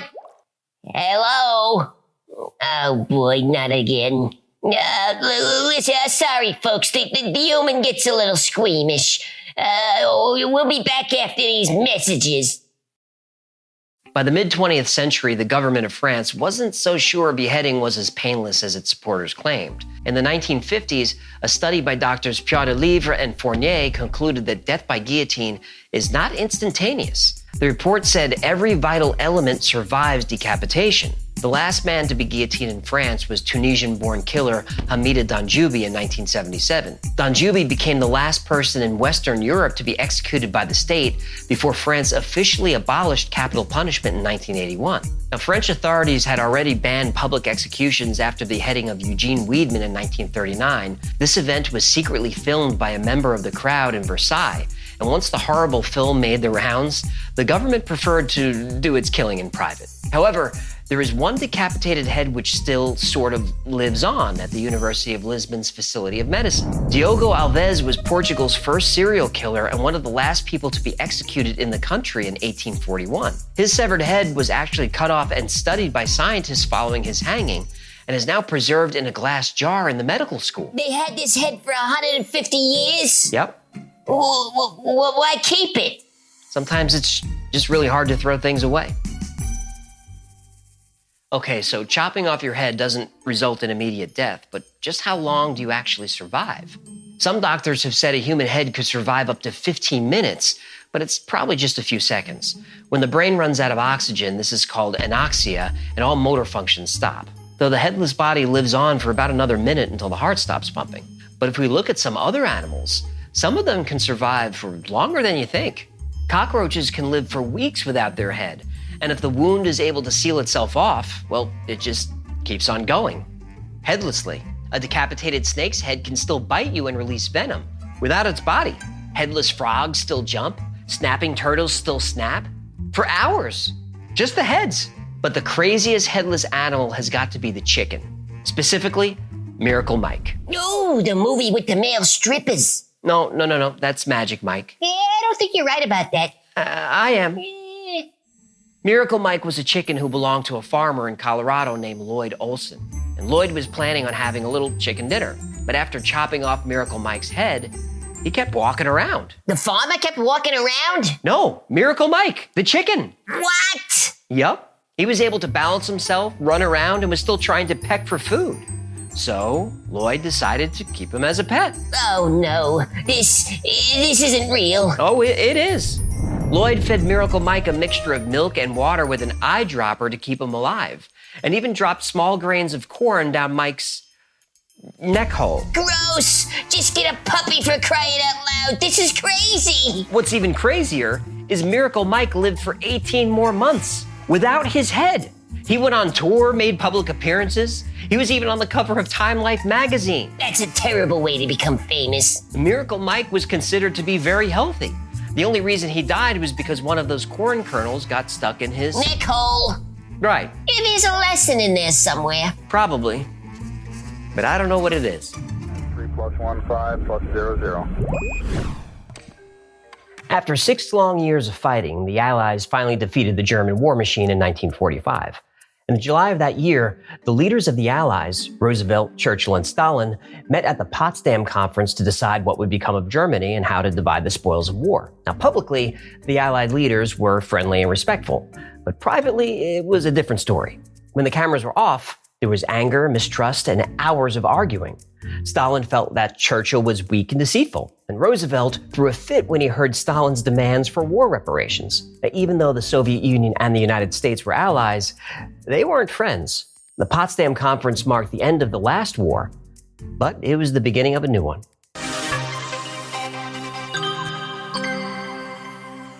On August 4th, 1945, just a few days after Potsdam, the United States ambassador William Averell Harriman received a gift from a group of Soviet children who belonged to the Vladimir Lenin All-Union Pioneer Organization. The Vlada what? They were like Russian Boy Scouts and Girl Scouts, but more patriotic. Я Михеева Ира, я Гераськин Вадим, я Горская Наталья, вступаю в ряды Всесоюзной пионерской организации имени Владимира Ильича Ленина. Юные пионеры, к борьбе за дело Коммунистической партии Советского Союза будьте готовы. Всегда готов! Whoa. Yeah. Something tells me these kids don't sell cookies. Nope. Intense. The kids presented the ambassador with an impressive gift to commemorate the friendship of the U.S. and the Soviet Union, a hand-carved wooden replica of the Great Seal of the United States. The ambassador was so pleased with the carving that he hung it in his office at the official ambassador residence in Moscow, the Spaso House. What Harriman didn't realize is that the wooden carving was more than just a decoration.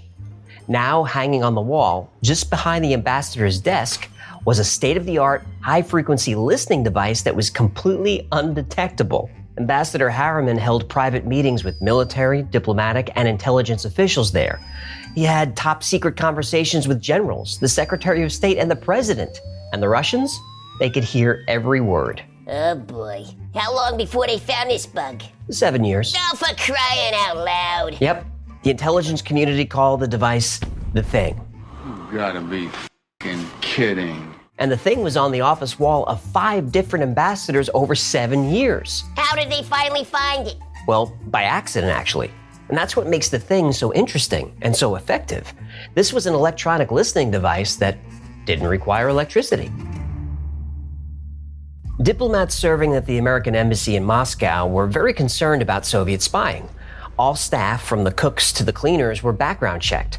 They were constantly sweeping for bugs. And even people visiting the embassy were given cards on arrival that warned them that they should assume all rooms and even outdoor spaces were being monitored. Even with all these security measures in place, the Soviet secret police were somehow able to listen to the American ambassador's private conversations for years, completely undetected. The Thing was created by Leon Theremin, a Russian inventor most famous for developing one of the world's first electronic musical instruments, which he called the theremin. Name checks out. It's all about branding. I don't think I've ever heard of a theremin. Oh, you have.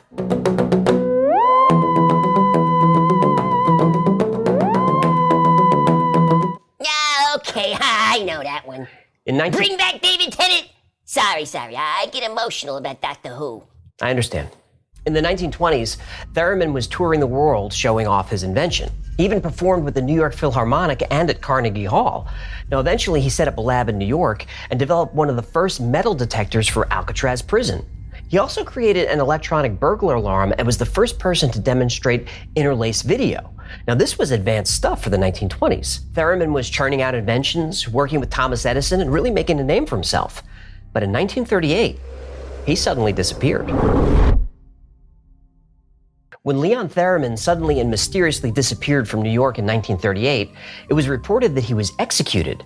But eyewitnesses said that they saw him talking to several tough-talking Russians who, encouraged him to return to the Soviet Union. Did he go back?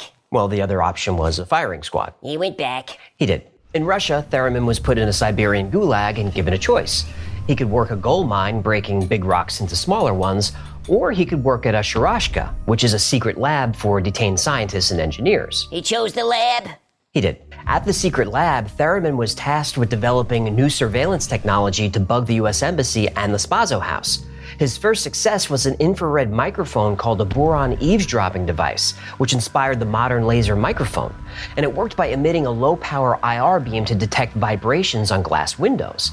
Now, the boron system worked well, but it required good line of sight, which the Russians didn't have at the Spaso House in Moscow. They needed to get something inside. So, Theremin invented the Thing, the first resonant cavity microphone. The Thing was light, hollow, and it was made of wood, so it would vibrate when sound passed into it. Now, this is a lot like how a guitar body generates sound when strings vibrate. But the Thing was shaped so that sound wouldn't amplify outwards like a guitar, but instead sound waves were focused on an interior membrane that acted as a microphone. and the microphone was attached to a small antenna which could broadcast radio waves. But radios need power to broadcast, and that's why the thing is so unique. It didn't have its own power source and wasn't connected with wires. Instead, it was activated externally. The NSA calls this technique illuminating a device. And when the Russians knew an important meeting was happening at the embassy, they would park an unmarked van somewhere close by, and then using a strong radio transmitter, agents could activate the thing's antenna remotely and listen to conversations at will. Once the thing was no longer illuminated, it was completely inert. Now, this was genius, cutting edge, and highly effective. And that's why it operated for years, undetected, until... In 1951, a full 6 years after the thing was installed in the American Embassy in Moscow, a British Army radio operator was randomly scanning frequencies coming from the Moscow airport. Then suddenly he heard what sounded like an American conversation. Now, as he tuned the signal, he realized he recognized one of the voices as the British air attaché. Now, completely by accident, he had tuned into the KGB frequency. Now, he alerted the embassy, who conducted a full bug sweep, but they found nothing. Then about a year later, another operative was scanning Soviet military radio traffic when he picked up a conversation in English that seemed to be coming from the Spaso house. The new ambassador, George Kennan, called in a special anti-espionage unit to perform a sweep, but this time they focused on radio traffic. So, Kennan went to his office and pretended to dictate an important message to his secretary. The American radio techs switched on their equipment and picked up the signal almost immediately. And it was coming from something very close by. It's coming from inside the house. Exactly. A few minutes later, they triangulated the signal and found the source hanging right there on the wall. It was the thing. So you remember my name now, do you? During those 7 years, the thing gathered top secret information from some very high-level guests, including General Eisenhower, White House staff, and a dozen congressmen. A member of the Soviet team that monitored the Spaso house later said, "The thing allowed the KGB to get specific and very important information which gave us certain advantages in the prediction and performances of world politics in the difficult period of the Cold War." Now, that night, a radio technician slept with the thing under his pillow just in case the KGB tried to retrieve it. The next day, it was sent to Washington to be studied. And what did the Russians say about this? Oh, nothing. The Americans and the British didn't say a word for years. No? What did they do with it? They reverse engineered it to use on the Soviets. Yeah, I saw that coming. Whatever information the thing provided to the Russians, it eventually came back to bite them. In May 1960, an American U-2 spy plane was shot down over Soviet airspace. And a few weeks later, at a UN National Security Council meeting, the Soviets accused the United States of spying and drafted a resolution that would have the UN officially condemn the US, call the violation of Soviet airspace an aggressive act, and force American flights to stop. So for 3 days, the Soviets presented arguments attacking the US. The United States was accused of warmongering, being an untrustworthy nation, and threatening world peace. The Soviets argued that countries who spied on each other should be condemned, and espionage and surveillance are considered acts of aggression. Right. The Americans quietly took the punishment. Then on day 4, when it was finally time for the U.S. to present its rebuttal, it simply brought out the thing. Ambassador Large counters repeated denials of Soviet spy activities with a concrete and dramatic example. He tells how the Soviet planted a listening device in America's Moscow embassy, concealed inside a wooden carving of the Great Seal, presented as a gift by the Russians. The thing was top secret for almost 10 years, but now the entire world was shown. Spying goes both ways. Go ahead, open it up. And here is the clandestine listening device. You can see the antenna in the area, and it was right under the beak. The UN voted against the Soviet resolution 7-2. And now, thanks to a wooden carving delivered by children as a gift of peace and friendship, the Cold War was in full swing, and nuclear war seemed more likely than ever.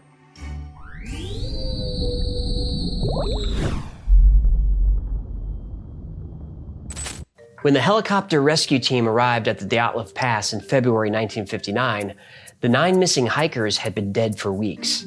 The more the investigators tried to piece together what happened, the more the story didn't seem to add up. Their tent had been cut open from the inside and abandoned, but there was no sign of a struggle. And over a half-mile away, 2 victims were almost completely naked, though temperatures were 30 below zero that night.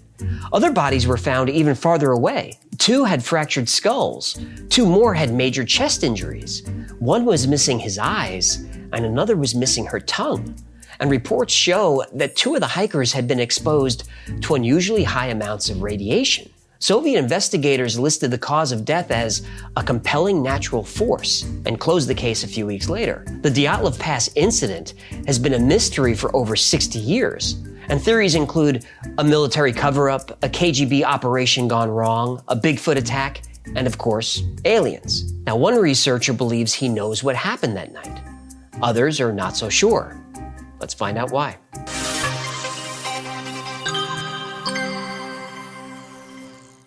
In the winter of 1959, 9 Russian adventurers were on a 200-mile cross-country hiking expedition making their way through the Siberian wilderness. This was difficult terrain, but the 7 men and 2 women were young, fit, and highly experienced skiers and mountain climbers. They were led by 23-year-old Igor Dyatlov, a promising student studying engineering at the Ural Polytechnic Institute. A few others in the group were classmates of his at UPI. Now, before he left, Dyatlov told his friends back home that he would send them a telegram as soon as the team returned. Well, that letter was never sent, and none of the group was ever seen alive again. The hikers documented everything. They kept journals and they took tons of pictures. They took selfies? Tons of them. Now, sure, there was lots of snow and frigid temperatures, but everyone was in good spirits, and things seemed to be going predictably until February 1st. That day, the group was making its way through Dyatlov Pass, though back then it didn't have a name, and as they tried to push through, they were hit with high winds and snow. The decreasing visibility pushed the group off course, and they accidentally ended up on the side of a mountain called Kolatsiakl by the region's indigenous people. Kulats? Kolatsiakl. Right. We got a translation? Dead mountain. Oh boy. This is a photo of the group. In deep snow with almost zero visibility, digging out a platform for their tent. This is the last photo of them alive. The final entry in the group's diary reads, "It is difficult to imagine such a comfort on the ridge, with shrill howling wind, hundreds of kilometers away from human settlements." And then, nothing. During their journey, members of the group sent postcards and letters to family and friends, informing them of their progress. But weeks had gone by without a single word, so people began to worry. On February 26th, almost a month later, a search party was finally able to locate the campsite. And when they did, it was obvious something had gone terribly wrong. The tent, where the entire group slept, was discovered under a thin layer of snow. It had been cut open from the inside, but there was no sign of a struggle. Food, clothes, gear were still neatly stacked inside the tent. A meal had been set up, but the food was untouched. And there were no bodies. The next day, 9 sets of footprints were found leading down the mountain into the woods. The tracks were evenly spaced and they weren't deep. And this told investigators that the group was moving calmly and orderly. They weren't scrambling, they weren't running, and they weren't fighting.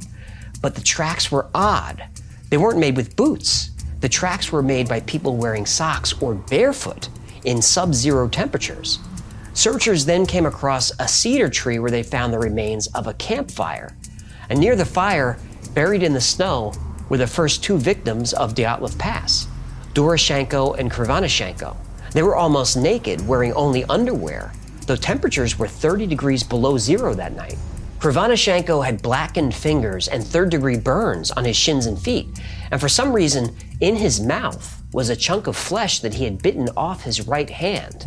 The tree limbs above the fire were broken over 5 meters above the ground, and pieces of flesh were found in the tree bark, and scraps of clothing were found in the branches. Now, why would they climb a tree? Was visibility so poor that they were looking for a way back to the tent? Were they gathering wood for the fire? Or were they trying to get away from something? Rescuers expanded the search area, and about 200 feet away, they found 3 more bodies, including Igor Dyatlov. They were positioned as if they were running away from the tree, trying to get back to the tent. Investigators said all of them had died of hypothermia, as they had no damage except for superficial injuries and what would be caused by exposure to cold.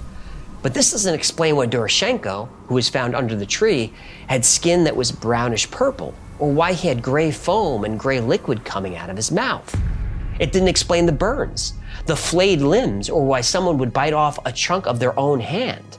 The second set of bodies was also confusing.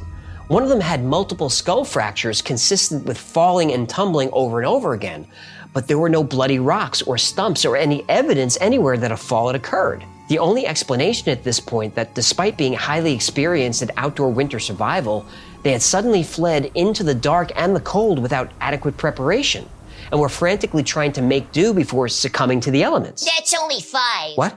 Well, that's only 5 out of 9 hikers. Did they find the other 4? Well, they did, but not until months later. And when those bodies were discovered, the story gets even stranger.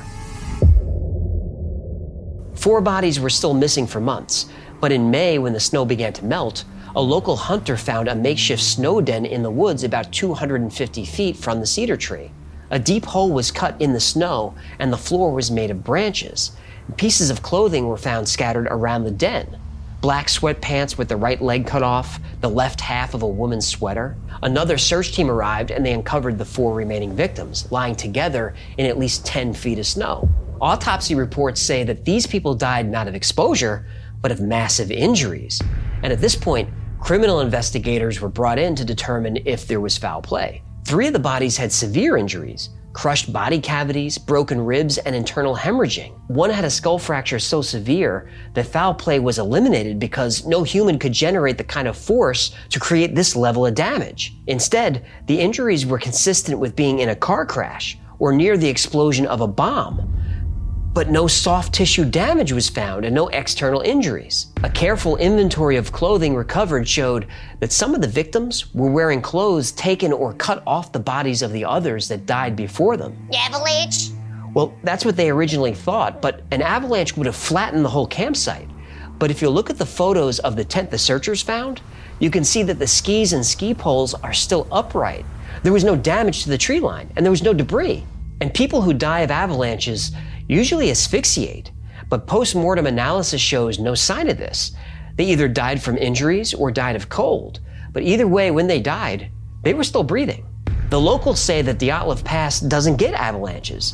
None were reported before the incident, and none have been reported since. And what's even more strange is 2 of the hikers' eyes were missing, and one of them was missing her tongue. Avalanches don't do that. They don't.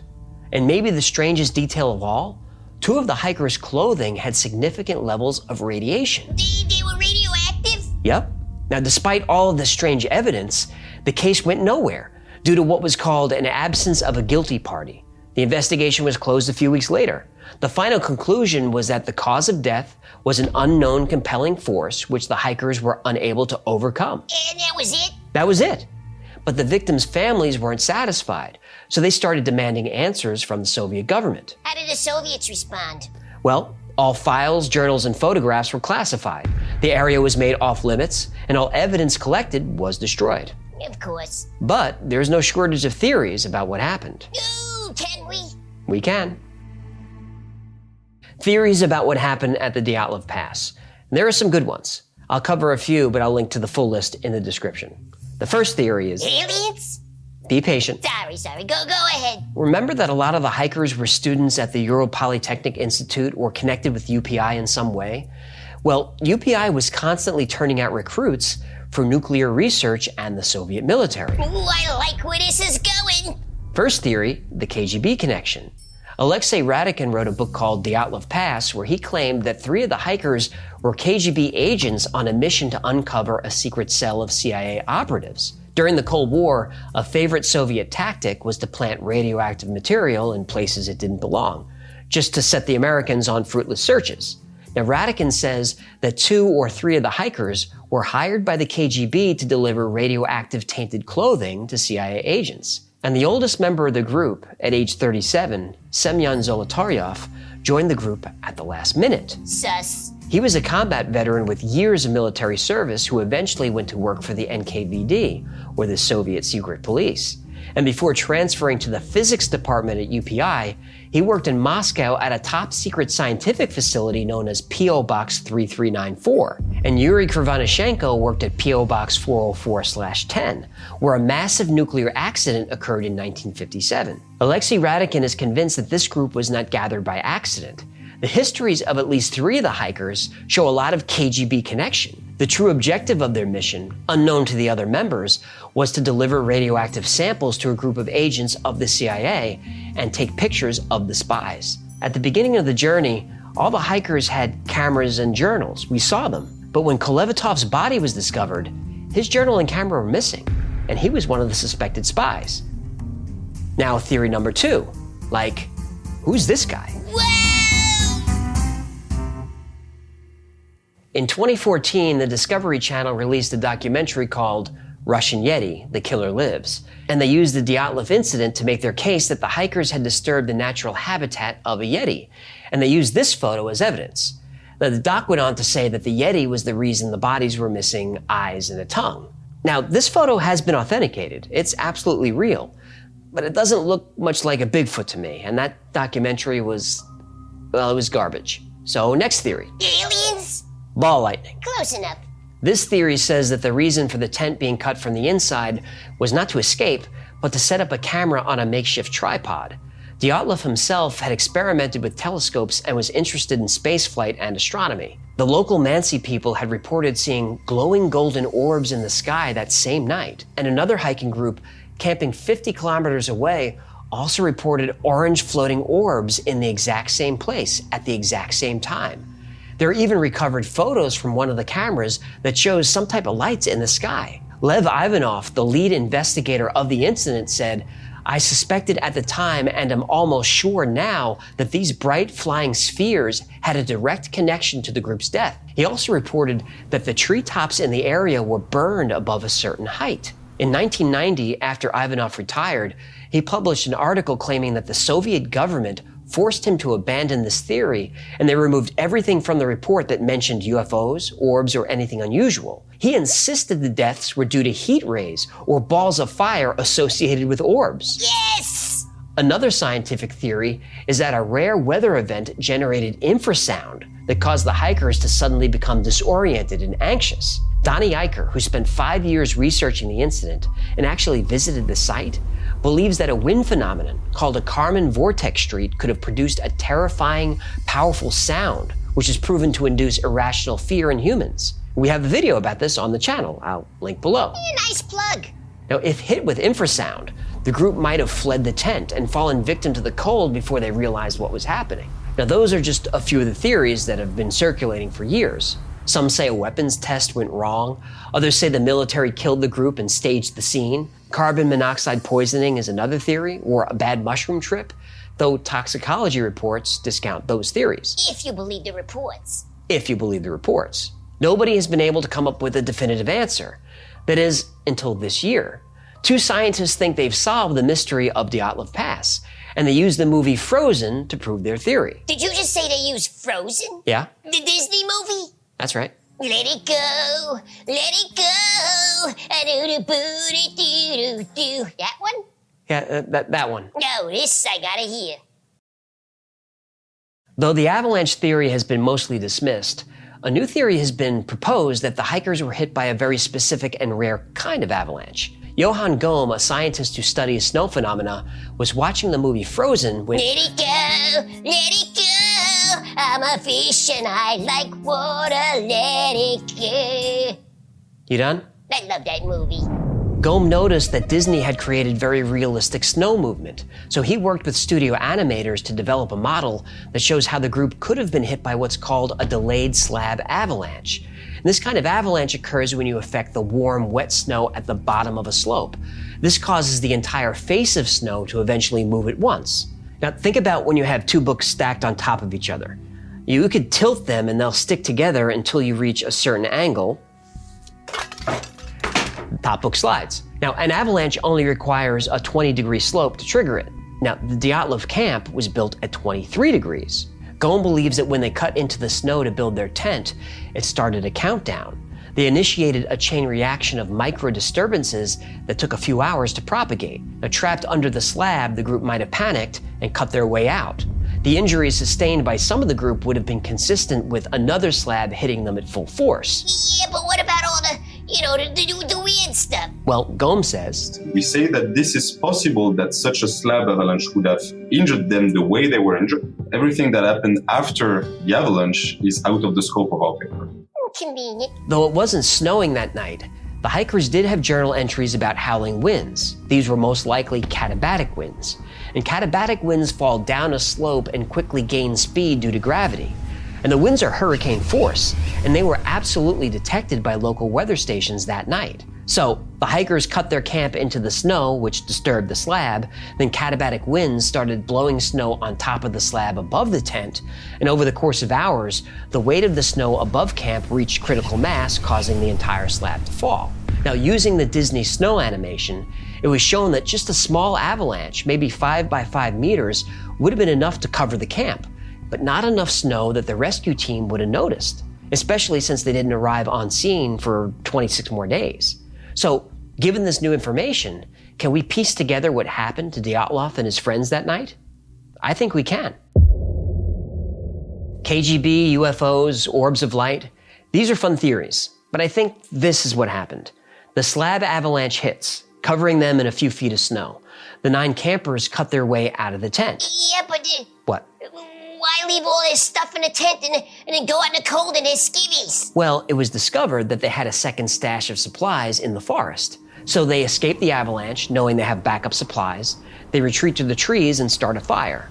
The young trees at the bottom of the slope were icy and wet, so they climbed the cedar in search of dry wood. But with temperatures 30 below zero, they had very little time to save themselves. The 2 most poorly dressed were probably the first to go. The burned skin, probably from being desperately close to the fire, and with hypothermia setting in, they were losing sensation and didn't realize they were being burned.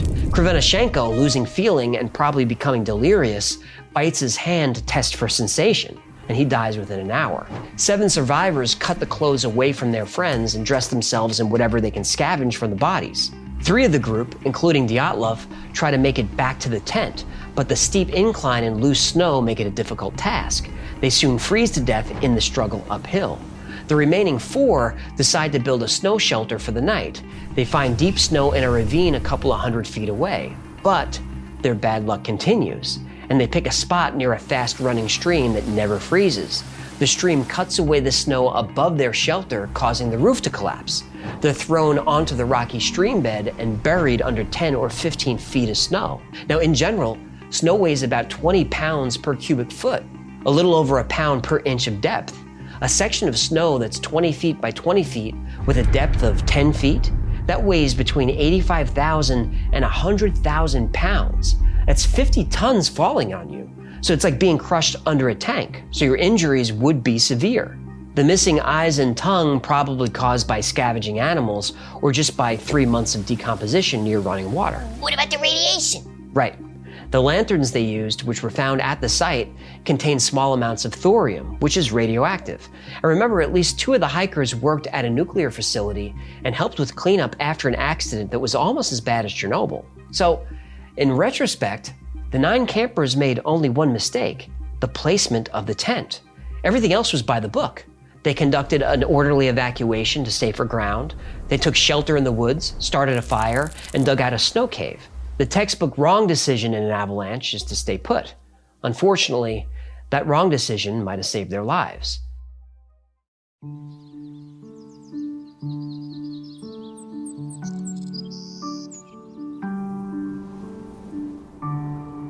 Now, today, Dyatlov Pass is a popular tourist destination. People come from all over the world to follow the group's footsteps and see where the tent once stood.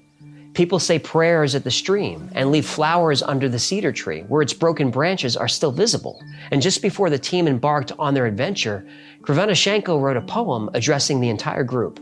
Here's wishing you camps pitched on mounts afar, routes to hike over ranges untamed, packs that as ever rest lightly on your backs, and weather that smiles upon your quest, and let your footprints trace winding tracks across the map of Russia.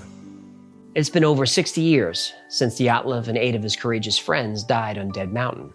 But I'm sure they'd be proud to know that not only did they leave their footprints on the map of Russia, but on the map of the entire world.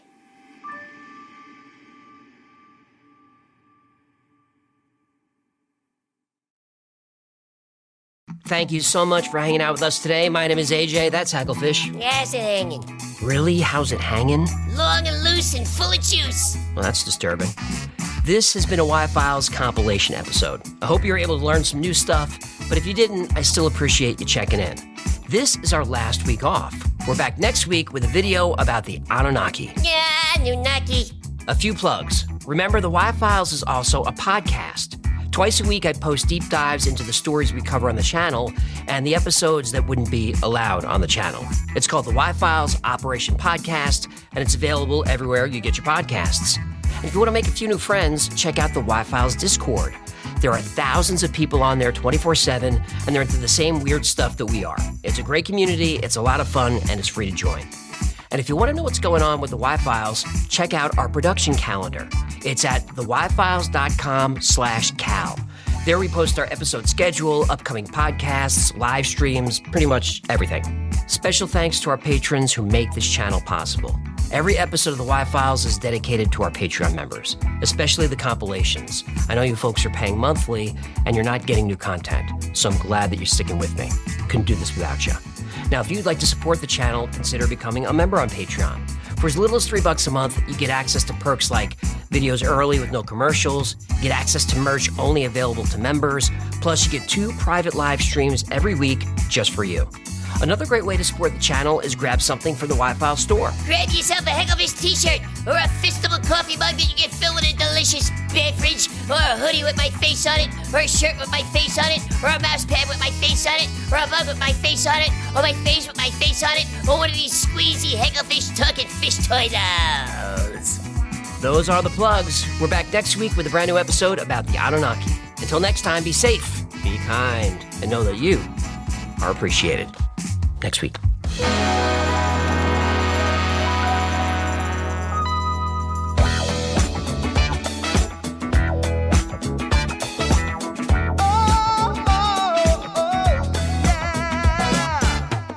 I played Polybius in Area 51. A secret code inside the Bible said I would.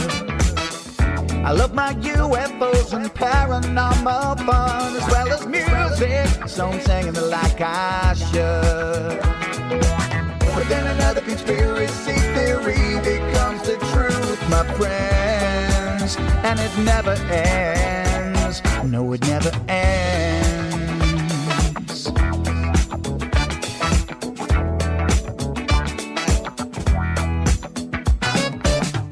I feel the crap cat and got stuck inside Mel's hole with MK Ultra. I'm being only too aware. Did Stanley Kubrick fake the moon landing alone on a film set, or were the shadow people there? The Roswell aliens just fought the smiling man, I'm told, and his name was Cold. And I can't believe I'm dancing with the fish. Hecklefish on Thursday nights with AJ2, and the Wi-Fi's have me all through the night. All I ever wanted was to just hear the truth, so the Wi-Fi's have me all through the night.